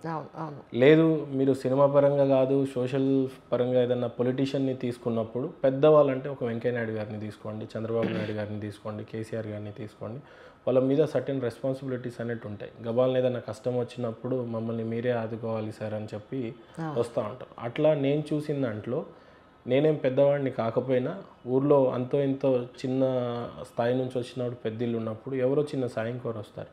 లేదు మనం పనిచేస్తున్న ఆర్గనైజేషన్లో చిన్నపిల్లలకి ఏమన్నా అవుతుంది, వాళ్ళ ఇంట్లో ఏమైనా చిన్నగా పెద్దగా దానికి నిలబడినప్పుడు కొన్నిసార్లు ఏముంటాయంటే మేడం, మీకు కొంత డబ్బు ఉంటుంది ఇంట్లో, కావాల్సినంత కాకపోయినా సఫిషియెంట్ ఫండ్ ఉన్నప్పుడు కూడా మనం ఒక 1,00,000-2 లక్షలే అనుకుందాం, దాన్ని 1,00,000-2 లక్షలతో పోల్చకుండా ఒక పెద్ద అమౌంటో చిన్న అమౌంటో పోలిస్తే మీ దగ్గర ఉన్నా కూడా ఆ అబ్బాయికి మనం ఇవ్వం. అంటే మనం ఇచ్చే ఆ 1,00,000-2 లక్షలు అవతలోడి ప్రాణాన్ని నిలబెట్టవచ్చు, కొన్నిసార్లు కుటుంబాన్ని నిలబెట్టవచ్చు. అంటే మీ దగ్గర అవసరానికి మించిన డబ్బు ఉన్నప్పటికీ కూడా అవతల వాడికి సాయం చేయనప్పుడు డబ్బుకి ఏమి విలువ ఉంటుంది మేడం? అప్పుడు మహా అంటే నీ బ్యాంక్ బ్యాలెన్స్ ఇంకో 10 months నీకు సేవింగ్స్లో ఉంటుంది, ఇంకో 10 years కూడా అదే అమౌంట్ సేవింగ్స్లో ఉంటుంది. అవసరానికి నువ్వు ఎంత బాగా ఆయనకి ఇచ్చావు, నిలబడ్డావు లేదు అనేది డబ్బుకి. డబ్బు అంటేనే బేసిక్గా ఈరోజు అంటే మొన్న చంద్రయాన్ 3 ఏదో చంద్రుడి మీదకి పోయినప్పుడు అక్కడ ఆస్ట్రోనట్స్ని అడగాల, ఆక్సిజన్ విలువ చెప్తారు వాళ్ళు. అంతే అంతే. అట్లా ఈ భూ ప్రపంచం మీద దేనికి విలువ ఉందిరా అంటే బంధాలకు ఉన్నాయా, సెల్ఫ్ రెస్పెక్ట్కి ఉన్నాయా అని అడగండి మీరు, ఖచ్చితంగా డబ్బుకే ఉంటుంది. సో ఆ డబ్బుకున్న విలువ ఎలాంటిది అని అంటే ప్రాణాన్ని నిలబెట్టడానికో తీయడానికో అన్నట్టు సినిమా డైలాగులు అయిపోతాయి కానీ, బట్ ఖచ్చితంగా ఒకరికి అవసరం వచ్చినప్పుడు మీరు చేయగలిగే స్థితిలో ఉన్నప్పుడు నో అనకుండా వాళ్ళకి ఏమన్నా ఇస్తే అది మంచి అని అనుకుంటా. రెండోది, డబ్బు నా మనసులో బలంగా పాతుకుపోయింది ఏంటి అని అంటే, మీరు 9 గంటలు కష్టపడితే మీరు రిచ్ అయిపోతారు, కానీ మనం నెగ్లెక్ట్ చేస్తూ ఉంటాం. సపోజ్ ఒక సివిల్ సర్వెంట్ చదివే పిల్లోడు 18 గంటలు కష్టపడాలి అని అంటారు. విషయం అది కాదు. నీ గోల్ని నువ్వు ఎంత బాగా ప్రేమించావో దాని గురించి నువ్వు ఏమేమి సమకూర్చుకోవాలో నీకు చాలా క్లియర్గా తెలిసిపోతుంది. నీ గోల్ అంటే ఒక 2 years నువ్వు పెయిన్ని భరించగలిగితే ఈ దేశ చరిత్రని మార్చగలిగే శక్తి ఖచ్చితంగా విద్యకు ఉంటుంది, యంగ్స్టర్కి ఉంటుంది. అండ్ నీ ఓన్ కంఫర్ట్స్, నీ ఓన్ లగ్జరీ కావాలి అని అంటే ఈరోజు జస్ట్ ఒక 2 years కష్టపడు చాలు. నిన్ను ఎవరు ఎందుకు లేపాలి ఎర్లీ మార్నింగ్ 3 o'clock? ఎవరెందుకు నిన్ను మోటివేట్ చేయాలి? ఎవరెందుకు నువ్వు ఖచ్చితంగా నువ్వు ఇది నా కళ నువ్వు నెరవేర్చు అనడానికి కాకుండా నీ సొంత గోల్గా పెట్టుకుంటే మనీ అనేది చాలాసార్లు బాగా సక్సెస్ అయిన వాళ్ళని అడగండి మేడం, ఖచ్చితంగా money is not my priority అని అంటారు. అదే ఫెయిలియర్లో ఉన్నవాడిని డబ్బు అనేది చాలా ఇంపార్టెంట్ అంటాడు. వానికి ఇంపార్టెంట్, వీనికి ఇంపార్టెంట్ కాదు. ఏంటంటే ఇక్కడ వాడు డబ్బుని అవలీలలుగా సంపాదించే మార్గాన్ని కేవలం హార్డ్ వర్క్తో చూస్తాడు. కానీ ఆ హార్డ్ వర్క్తో వాడు కొంత స్మార్ట్ వర్క్ యాడ్ చేసుకుంటే వాడు పడుకోనున్న డబ్బులు సంపాదించగలిగే సిస్టాన్ని రెడీ చేస్తాడు. కానీ ఈ మధ్యలో కొంత అన్వేషించే కాలం ఉంటుంది కదా మేడం, అంటే డబ్బుని ఎలా అందరు సంపాదిస్తారు, కానీ డబ్బుని సంపాదించే మార్గాన్ని ఎంచుకునే వాళ్ళకి చాలా తక్కువ మంది ఉంటారు. ఓహో నేను ఈ దారిలో వెళ్తే కొందరు విపరీతమైన డబ్బులు సంపాదిస్తారు, కొందరు చాలా తక్కువ, కొందరు జీవితం గద్దరన్న నా జీవితంలో నేను ఒక క్వశ్చన్ అడిగితే జీవితమే ఒక పోరాటం అయింది గద్దరన్న, మరి నువ్వు అనుభవించిన జీవిత కాలంలో ఏం అనుభవించావు అని అంటే పోరాటాన్నే నేను అనుభవించాను అనేసాడు ఆయన. వేరే ఏ కంఫర్ట్ లేదు ఆయన లైఫ్లో, డబ్బు కంఫర్ట్ లేదు, ఏ కంఫర్ట్ లేదు, పిల్లం బిడ్డలతో కంఫర్ట్ లేదు, ఏమీ లేదు. సో మనకున్న కాల పరిమితిలో మనం సమకూర్చుకోవాల్సిన ఆయుధాలన్నీ సమకూర్చుకొని డబ్బు అనేది చాలా చిన్నది ఎప్పుడైపోతుంది అని అంటే దాన్ని మీరు ఛేదించినప్పుడు, ఆ కాలాన్ని దాటినప్పుడు ఖచ్చితంగా డబ్బు నా దృష్టిలో ఎవరికైనా ఇచ్చేటప్పుడు నో అనకుండా ఉండాల్సినట్టు ఉండేది ఒకటైతే, రెండోది మీకు ఛాన్స్ ఉంది సంపాదించడానికి, చాలా టైం ఉంటుంది. సపోజ్ పర్ డేలో 12 hours కష్టపడాల్సి వస్తే 18 hours కష్టపడేసే, కానీ జీవితాంతం కష్టపడకు, పడాల్సినంతసేపు పడి అన్వేషించి. బికాస్ డబ్బు ఈ భూమి మీద పెద్ద ఆక్సిజన్, అది ఆక్సిజన్ కూడా డబ్బుతోనే కొనే స్థాయికి వచ్చాము ఈ రోజున. కాబట్టి ఆలోచించాల్సిన విషయమే మీరు అనాల్సి. కానీ ఇంత జర్నీలో మీకు ఎవరు ఫ్రెండ్షిప్ ఎవరితో నవ్వలేదండి? ఫ్రెండ్షిప్ అయింది మేడం. అంటే లైఫ్లో ఎప్పుడైనా ఫ్రెండ్స్ పాత్ర చాలా పెద్దగా ఉంటుంది. అంటే మీరు బాధపడ్డప్పుడు ఓదార్చడానికి వాళ్ళే ముందు వస్తారు, భయపడ్డప్పుడు కూడా భయపడకని చెప్పడానికి వచ్చి ధైర్యం చెప్పేవాళ్ళు కూడా వాళ్ళే ఉంటారు.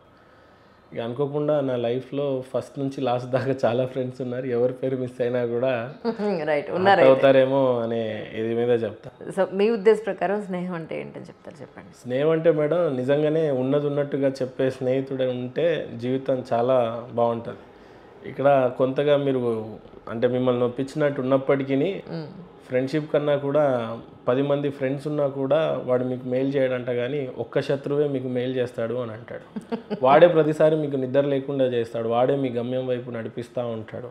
సో నా దృష్టిలో శత్రువే మెయిల్ చేస్తాడు అని తెలిసిన రోజున నిజంగానే శత్రువులే మెయిల్ చేసుకుంటూ వచ్చారు. ఎదిగే ప్రతిసారి చాలామంది సమాజంలో రెస్పెక్ట్ కోరుకుంటారు కదా మేడం. ఏదైనా ఫంక్షన్కి వెళ్ళినప్పుడు చేసినప్పుడు ఆ రెస్పెక్ట్ ఎలా కోరుకుంటారంటే అందరిలో ది బెస్ట్ వెహికల్ నాకే ఉండాలి, అందరికంటే బెస్ట్ కాస్ట్యూమ్స్ నాకే ఉండాలి, అన్నీ బెస్ట్ కోరుకుంటాం. అందరికంటే ఎక్కువ దండాలు నాకే పడాలి అని బేసిక్ అందరు కోరుకుంటారు. ఆ అటెన్షన్ కూడా చిరంజీవి గారు ఏదైనా ఫంక్షన్కి వెళ్ళారంటే ఎలాంటి అటెన్షన్ వస్తుంది, ఆయన చేసిన హార్డ్ వర్క్ ఎలా ఉంటుంది.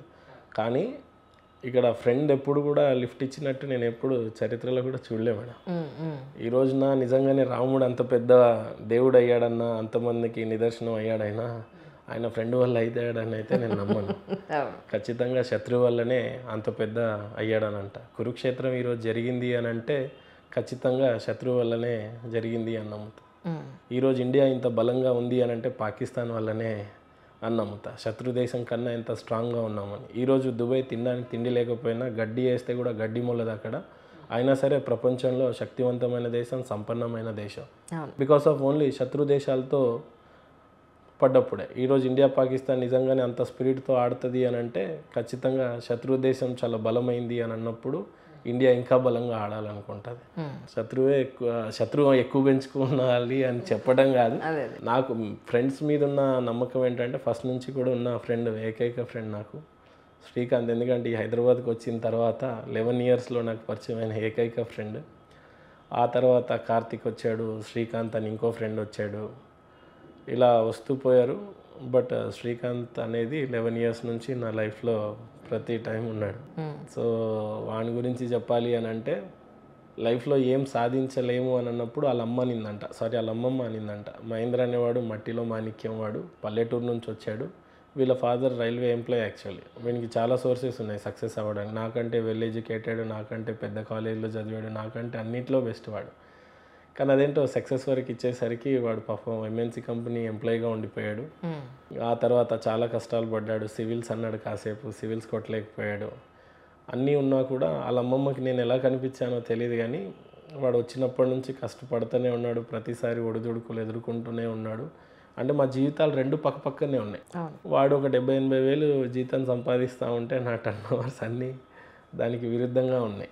అంటే నా లైఫ్లో శ్రీకాంత్ నమ్మాడు బలంగా, నేను చేయలేనేమో కానీ నువ్వు చేస్తున్న ప్రతి రిస్క్ వెనకాల ఖచ్చితంగా ఒక పెద్ద సక్సెసే ఉంది, నీ పెద్ద అన్వేషణనే ఉందని చాలాసార్లు వాడే నన్ను సపోర్ట్ చేశాడు. అండ్ బలంగా చెప్పాలంటే మహేంద్ర సింగ్ ధోని ఉంటాడు మేడం. సినిమా చూశాను నేను, ఆయన బయోగ్రఫీలో MS ధోని అనే సినిమా లాంటివి చూశాను. లైఫ్లో వాడు పడిపోతున్న ప్రతిసారి వానికి బ్యాట్ కొనే ఛాన్స్ ఉండదు. వాణి అని ఎందుకు అన్నాను అంటే ఫ్రెండ్స్ అన్నారు కాబట్టి. ఒక ఇండియన్ రిప్రజెంట్ చేసే కెప్టెన్ అలా అనకూడదు, కానీ ఫ్రెండ్స్ అన్నారు కాబట్టి ఫ్రెండ్స్ ఎప్పుడైనా ఒరే అరే అనే అంటారు కాబట్టి వాడు వచ్చి ఫ్రెండ్ వచ్చి అంటూ ఉంటాడు ధోనికి, నీకు బ్యాట్ లేదంటే బ్యాట్ ఇస్తూ ఉంటాడు, బైక్ లేదంటే బైక్ ఇస్తూ ఉంటాడు, ఫ్లైట్ టికెట్కి ఛార్జెస్ లేకపోతే ఫ్లైట్ టికెట్కి ఛార్జెస్ పెడతా ఉంటాడు. ఆ రోజున ఎవరికి తెలుసు madam, Mahendra Singh Dhoni India cricket టీంకి కెప్టెనే అయిపోతాడు ఏకంగా.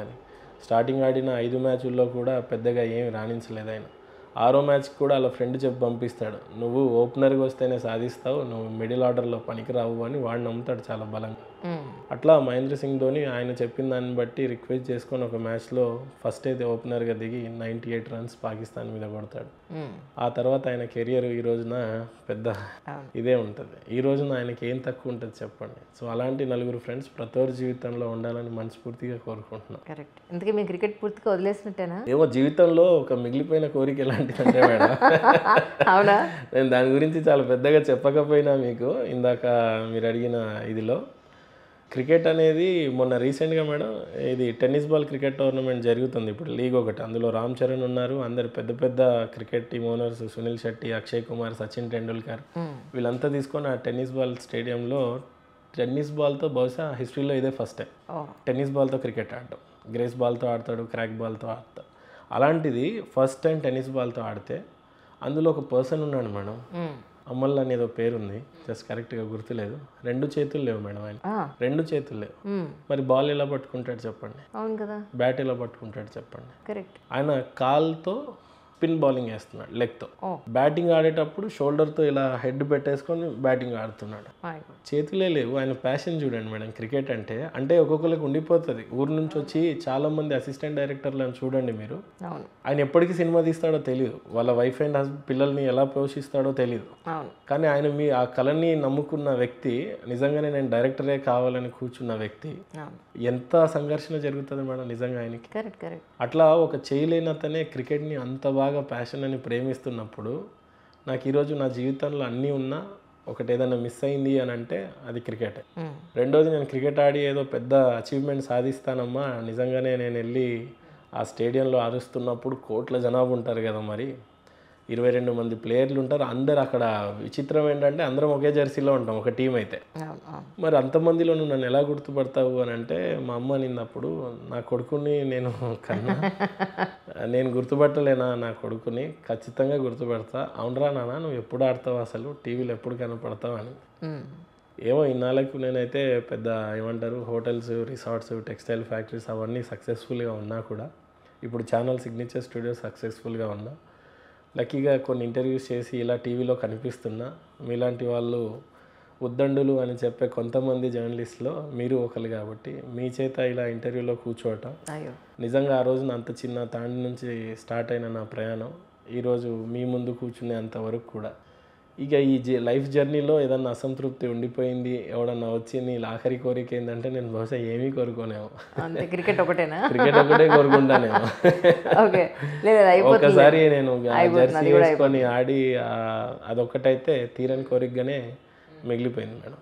నిజామాబాద్ లాంటి ఒక మారుమూల గ్రామం నుంచి వచ్చినా కూడా ఇక్కడికి వచ్చి ఇన్ని హోటల్స్ పెట్టి, ఇంత సాధించి, ఛానల్ పెట్టి, ఇంత సక్సెస్ ఎంటర్‌ప్రెన్యూర్‌గా మీరున్నా కూడా ఇంకేం పెట్టుకున్నారు గోలు? ఏం కావాలి లైఫ్లో ఇంకా? అంటే మేడం లైఫ్లో గోల్ అనేది ఇది అనుకోనేమీ లేదు మేడం. అంటే లైఫ్లో ఫస్ట్ టైం నుంచి నేను స్టార్ట్ చేసినప్పుడు హోటల్ పెడతానని ఎప్పుడు అనుకోలేదు, ఎయిర్లైన్స్లలో జాబ్ చేస్తానని ఎప్పుడు అనుకోలేదు. చేసే పనిని చాలా బలంగా విశ్వసించిన మేడం. సపోజ్ ఇప్పుడు యూట్యూబ్ ఛానల్ పెడుతున్నప్పుడు యూట్యూబ్ కాంపిటీటర్స్ని చాలా గట్టిగా అన్వేషించాను నేను, అంత ఈజీగా ఏం అన్వేషించలేదు. ఇప్పుడు సపోజ్ బీబీసీని కాంపిటీటరా అని అంటే బీబీసీ నా కాంపిటీటర్ కానీ నా ఆశయం బీబీసీ లాంటిది. కట్టాలి అలాంటిది కట్టకుండా ఎలా ఉంటాము? ఒకప్పుడు చాలా సక్సెస్ స్టోరీస్ మీ ముందునే కదలాడుతూ ఉంటాయి. ఒక రిలయన్స్ని మనం కన్నా మన ముందు తరాలు చూస్తాయి. అంటే ఆ రిలయన్స్ ఎలా స్టార్ట్ అయింది, ఎక్కడి నుంచి స్టార్ట్ అయింది, వాళ్ళ ఫాదర్ ఏ పెట్రోల్ బంక్లలో పనిచేశారు, అసలు ఇండియాకి నెంబర్ 1 ప్రపంచంలోనే 4వ ర్యాంక్లో సాధించడం ఏంటి మేడం? ఆయన ఏమన్నా ఐఐటి స్టూడెంట్ బ్యాక్గ్రౌండా? పెట్రోల్ బంక్లో పనిచేసిన ఆయన ఉండటం ఏంటి? నరేంద్ర మోడీ గారు ఛాయ్ అమ్మి దేశానికి ప్రధాని అని ఊరికే అనేస్తాం కానీ మేడం, ఈ రోజున ఏదన్నా ఈ భారతదేశంలో ఒక సమీకరణం జరగాలి అని అంటే ఆయనే అవసరం. అంత పెద్ద హోదాలో వెళ్ళి కూర్చున్నాడు అతను.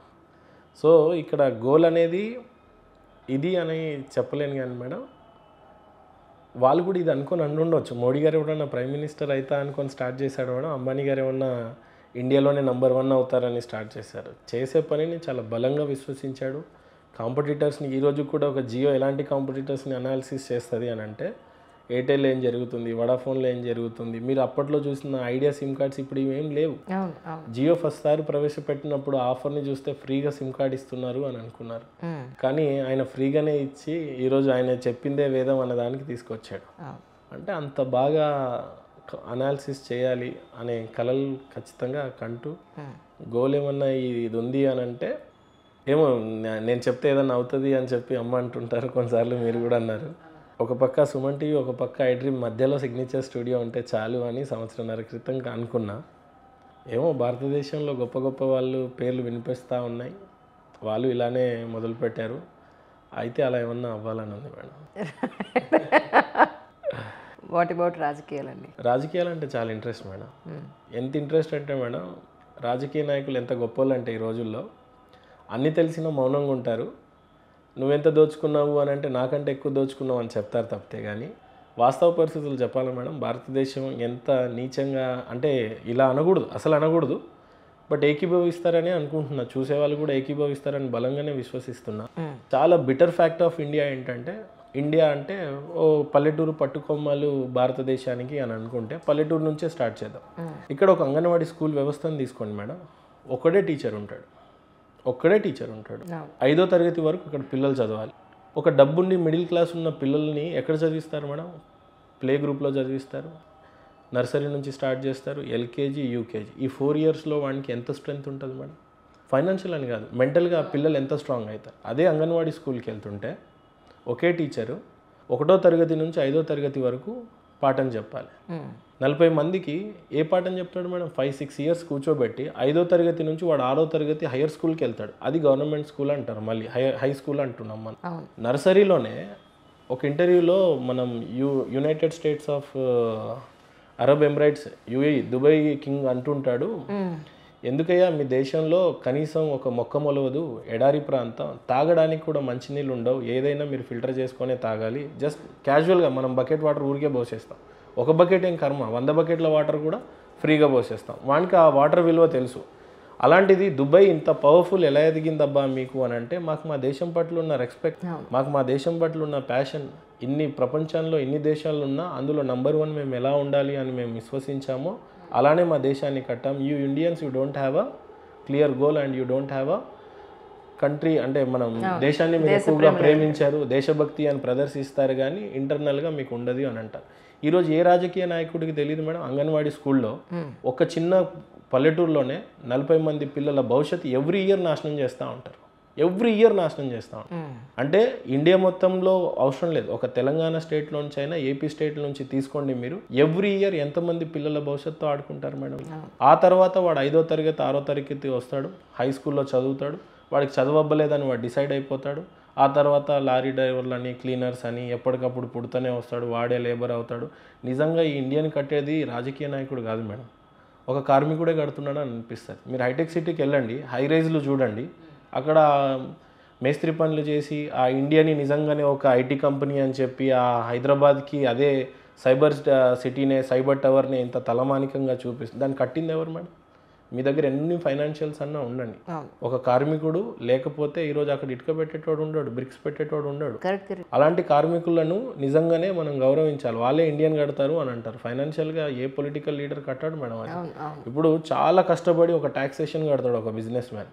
సరిగ్గా పట్టించుకొని తల్లిదండ్రులు పిల్లలు ఉంటారు, తల్లిదండ్రుల్ని పట్టించుకోక అనాథాశ్రమంలో వదిలేస్తారు, లేకపోతే వాళ్ళని ఇండిపెండెంట్గా వదిలేస్తాడు. వాడు పోషించకపోతే ప్రభుత్వాలు పోషిస్తున్నాయి, పెన్షన్ రూపంలో 3,000 కడతాడు వాడు. అవును. ఆ 3,000 పెన్షన్ వస్తే ఇంకో ప్రభుత్వం వచ్చి 4,000 అంటారు. ఇండియా నిజంగా ఎంతగా బాగుపడిందిరా అంటే మేము పెన్షన్ ఇస్తున్నాం, ఫ్రీగా రేషన్ ఇస్తున్నాం, ఫ్రీగా అన్నీ ఇస్తున్నాం, కానీ ఇవ్వాల్సిన ఎడ్యుకేషన్ స్ట్రాంగ్ ఇవ్వట్లేదు, ఇవ్వాల్సిన వైద్యం. ఈరోజు గవర్నమెంట్ హాస్పిటల్లో వీళ్ళ పిల్లల్ని బిడ్డల్ని తీసుకుపోయి అక్కడ చదివించమనండి చూద్దాం, అక్కడ ఆపరేషన్ చేయించుకోమనండి గవర్నమెంట్ హాస్పిటల్. ఇది నిజంగానే అంత చాలామంది అన్న నన్ను జోక్గానే తీసుకుంటారేమో, కానీ నిజంగానే ఒక రాజకీయ నాయకుడు ప్యాషన్తో కనుక కూర్చుంటే, యోగి ఆదిత్యనాథ్ని ఊరికే పొగడట్లేదు మేడం. 10 yearsలో 18 ఎయిర్పోర్ట్లు కట్టాడు మేడం ఒకే రాష్ట్రంలో. 70 సంవత్సరాల్లో కేవలం 3 ఎయిర్పోర్ట్లు ఉన్నాయి అక్కడ. 10 సంవత్సరాల్లో ఎలా కట్టుకోగలిగాడు మేడం అంతా? ఎలా సాధ్యమవుతుంది అసలు ఒక స్టేట్కి? ఈరోజు అంత పేదరికాన్ని నిర్మూలించడానికి మతం అడ్డు కాకూడదు అని చెప్పేసి, మత మార్పిడిలు జరగకూడదు అనేది, అంటే ఇక్కడ మత మార్పిడి జరిగినంత మాత్రాన దేశం బాగుపడిపోద్ది అనేది కాదు మేడం రూల్. ఆయన చాలా సమీకరణాన్ని ఎంత బలంగా నమ్మాడంటే, డెవలప్మెంట్ని ఎంత బాగా నమ్మాడంటే, ఈ దేశాన్ని ఎంత బాగా ప్రేమించాడంటే, ఇస్లామిక్ కంట్రీ అన్నప్పుడు అక్కడ వాడు ఇప్పుడు పాకిస్తాన్ ఇస్లామిక్ కంట్రీ అని అంటాడు, ఇది హిందుస్థాన్ అంటాడు, కానీ ఇక్కడ హిందువులు ఉండరు. అంటే మీరు నమ్మే ఏ విశ్వసించినా, మీరు ఇప్పుడు సపోజ్ హిందుత్వాన్ని మీరు ప్రేమించారు, ఈ దేశం విడిపోయిందే మతం మీద. అది ఇస్లామిక్ కంట్రీ, హిందూ దేశం కింద విడిపోయింది హిందుస్థాన్ అంటున్నప్పుడు. సో ఆయన ఎంత బలంగా నమ్మాడు అని అంటే, నా ఒక రాష్ట్రాన్ని చేశాడు.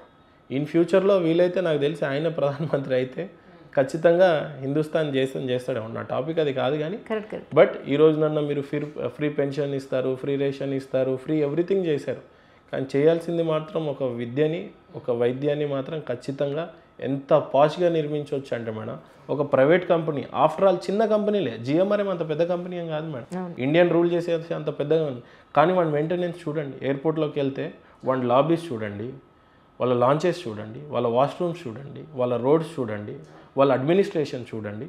ఒక చిన్న కంపెనీని సాఫ్ట్వేర్స్ పెట్టి అంత బాగా అడ్మినిస్ట్రేషన్ రన్ చేస్తున్నప్పుడు ఒక వ్యవస్థ మీ చేతిలో ఉంది సార్. ఈ ప్రపంచంలో మేధావి ఎవడని ఉన్నాడంటే ఒక ఐఏఎస్, ఒక ఐపీఎస్ఏ. వాళ్ళు రాజకీయం 10వ తరగతి చదవని చేతిలో కీలుబొమ్మలుగా ఉంటున్నారు.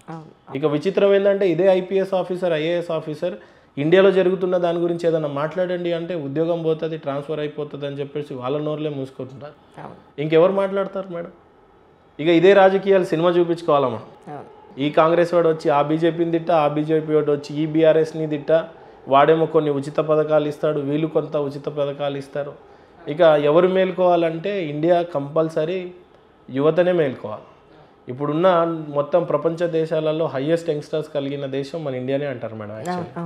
మరి ఇంతమంది యంగ్స్టర్స్ను ఎవరిని ఎంచుకుంటే బాగుంటుంది అనే హక్కు వీళ్ళకే కల్పించారు.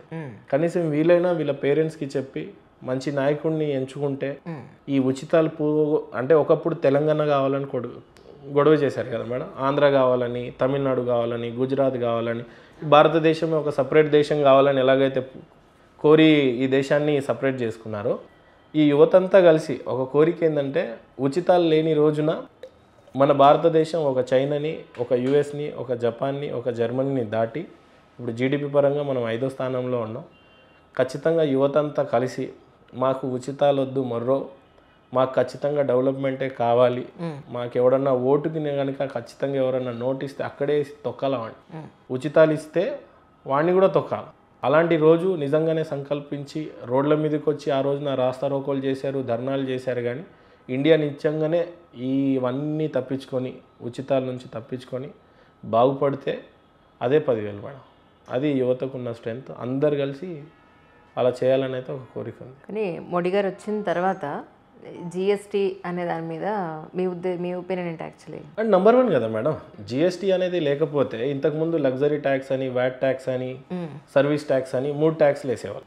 మీకు నిజంగానే లగ్జరీ దొరకకపోయినా వాడు లగ్జరీ ట్యాక్స్ వేస్తాడు. స్టార్ హోటల్లో మీరు స్టే చేసినా, స్టార్ ఎయిర్లైన్స్లో ట్రావెల్ చేసినా, ఒక స్టార్ మాల్లోకి వెళ్ళి వాడు సెంట్రల్ ఏసీ వాళ్ళ నామ్స్ ప్రకారంగా వాడు ఇవ్వాలి మీకు ఇవ్వాల్సినవన్నీ. సో లగ్జరీ ఇచ్చినా ఇవ్వకపోయినా చిన్న కొట్టోడు కూడా లగ్జరీ ట్యాక్స్ వేసేస్తాడు మీకు. వ్యాట్ ట్యాక్స్ అనేది కామన్ ఎక్కడైనా. సర్వీస్ అనేది మీకు ది బెస్ట్గానే దొరకాలి. సపోజ్ మీరు ఎయిర్లైన్స్లో కూర్చున్నారు, కావాల్సిన వాటర్ మీకు రాలేదు, మాల్లోకి వెళ్ళారు, కావాల్సిన సెంట్రల్ ఏసీ దొరకలేదు, వాడు వచ్చి కొంత హాస్పిటాలిటీ మీకు చూపించలేదు, ఉన్నా లేకపోయినా లగ్జరీ ట్యాక్స్ అనేది, వాస్ ట్యాక్స్ అనేది, సర్వీస్ ట్యాక్స్ అనేది కామన్గా వేసేవాళ్ళు గతంలో. అండ్ ఇన్ని ప్రపంచంలో టాప్ నెంబర్ 1 దేశం ఏది మేడం జీడిపి పరంగా?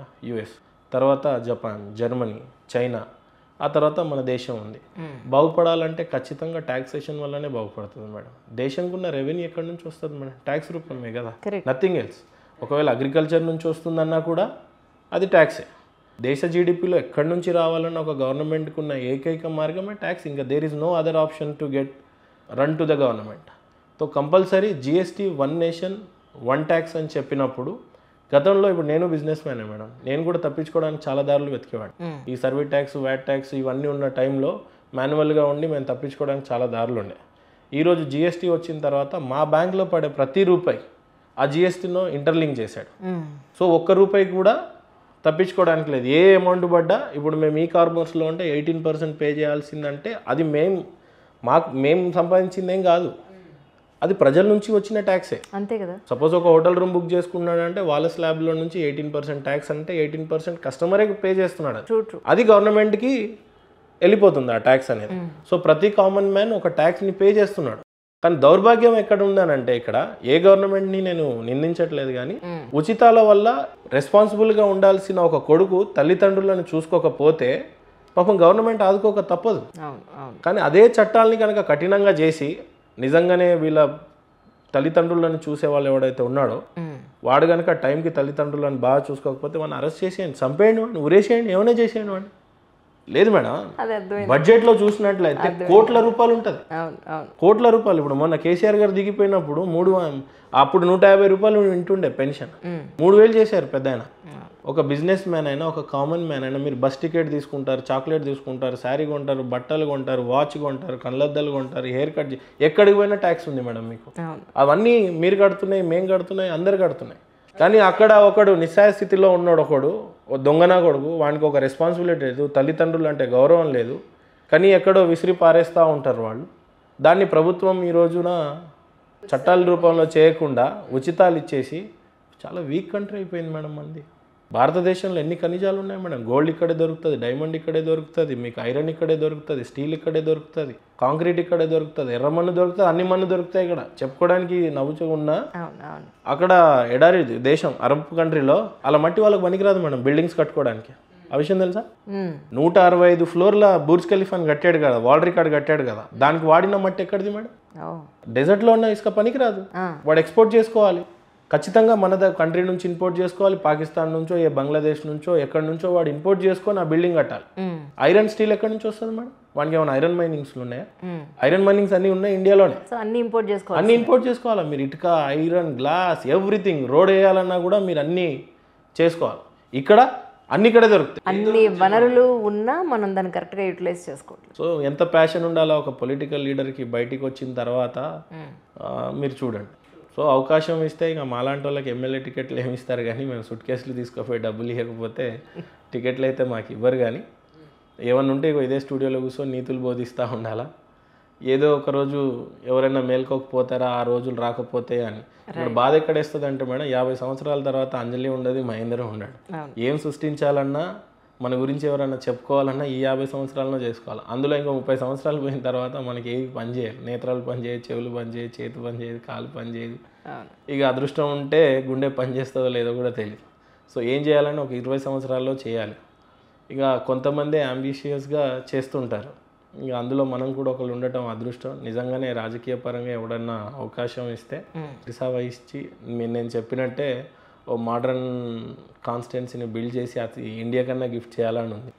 ఇక అదృష్టం బాగుంటే ఖచ్చితంగా ఇందాక చెప్పిన నీతులన్నీ నాకు వర్తిస్తాయి. కాబట్టి మన విలేజ్లోనో, మన కాన్స్టిట్యున్సీలోనో, మన మండల్లోనే ఆ ఖనిజ సంపదలన్నీ దొరుకుతుంటే ఖచ్చితంగా వాడి ఒక రోజు నిజ రూపంలో చూపించాలని అయితే ఉంది.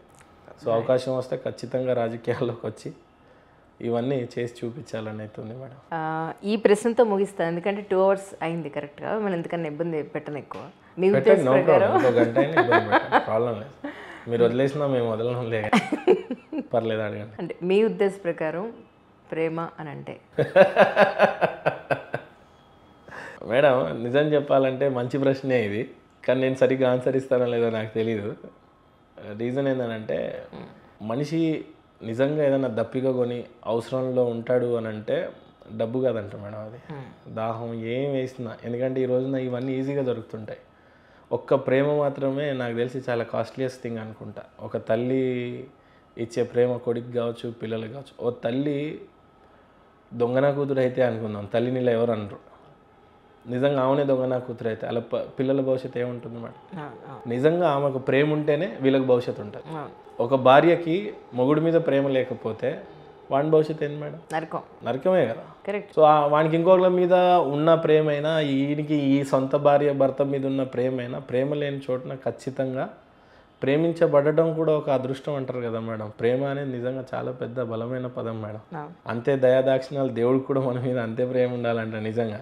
వాళ్ళు ఉండబట్టే ఈరోజు నరేంద్ర మోడీ అయినా, అంబానీ అయినా, అబ్దుల్ కలాం అయినా, స్టీవ్ జాబ్స్ అయినా వీళ్ళంతా అయ్యారేమో అనిపిస్తుంది నాకు. కానీ అంటే ఆయన ఎవరి ప్రేమ మరి, ఎవరి చల్లని దీవెనలో ఎవరి చల్లని ప్రేమో తెలియదు. నిజంగా ప్రేమ అంటే మేడం ఒక నమ్మకం.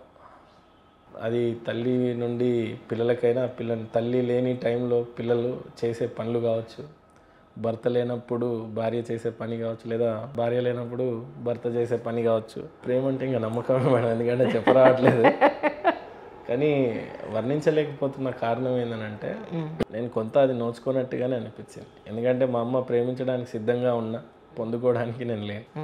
ఈరోజు జీవితం అంతే ఒక పరుగైతున్నప్పుడు ఇప్పుడు మీరంతా ఒక రెస్పాన్సిబిలిటీస్. నాకు ఇప్పుడు హోటల్ అన్నా, ఈ పిల్లలన్నా, ఎవరైనా ఒక 8 మంది వీళ్ళంతా రెస్పాన్సిబిలిటీస్.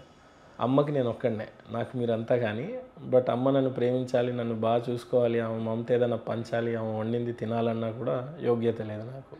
అంటే ఆమెకి టైం ఇస్తే కదా ఆమె ఇచ్చేది.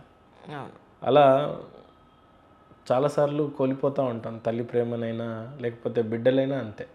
అమ్మని ఎంత బాగా ప్రేమించాలనుకున్నా వీడు అక్కడికి పోలేడు. ఇంకా ప్రేమని ఎంత బాగా చెప్పాలని చాలా మనసులో ఉన్నా కూడా చెప్పలేకపోతున్న కారణం ఏంటంటే ఏమో అంత మంచిగా మాట్లాడడం ఏమో రావట్లేదేమో కానీ మేడం. ఇంతకీ మీరు ప్రేమించారా, ప్రేమించబడ్డారా? అలా చెప్పాలంటే ఫస్ట్ నుంచి అనుమానాలనే ప్రేమించింది. రైట్. తర్వాత ప్రతిసారి అంతే, అక్కడి నుంచే ప్రపోజల్స్ వచ్చినాయి. వాళ్ళ చేతుల్లో బందీగా నేనే ఉన్నా, కానీ నేను ప్రేమించబడ్డాను అంతే. కాబట్టి అదృష్టవంతుండే.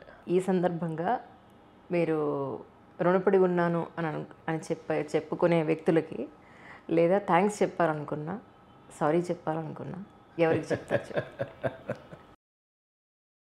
రుణపడి ఉంటాను అని అంటే మేడం, ఈ కట్టె కాలిపోయేంత వరకు అయితే ఖచ్చితంగా తల్లిదండ్రులకే రుణపడి ఉంటా. అంటే ఎంత గొప్ప కుటుంబంలో పుట్టామన్న దానికన్నా కూడా ఎంత గొప్ప తల్లిదండ్రులకు పుట్టామనేదే మ్యాటర్. ఇక ఈ జీవితంలో సారీ అని ఎవరికన్నా చెప్పాలని ఉంటే అది ఖచ్చితంగా స్టెఫీకే చెప్పాలి. ఆమె ఎవరు అనేది తనకి తెలిసిపోద్ది కాబట్టి ప్రస్థానం ఏం తీసుకురాను. ఇక అన్నిటికంటే మించి రుణం అనేది హైదరాబాద్కి ఉండాలి మేడం.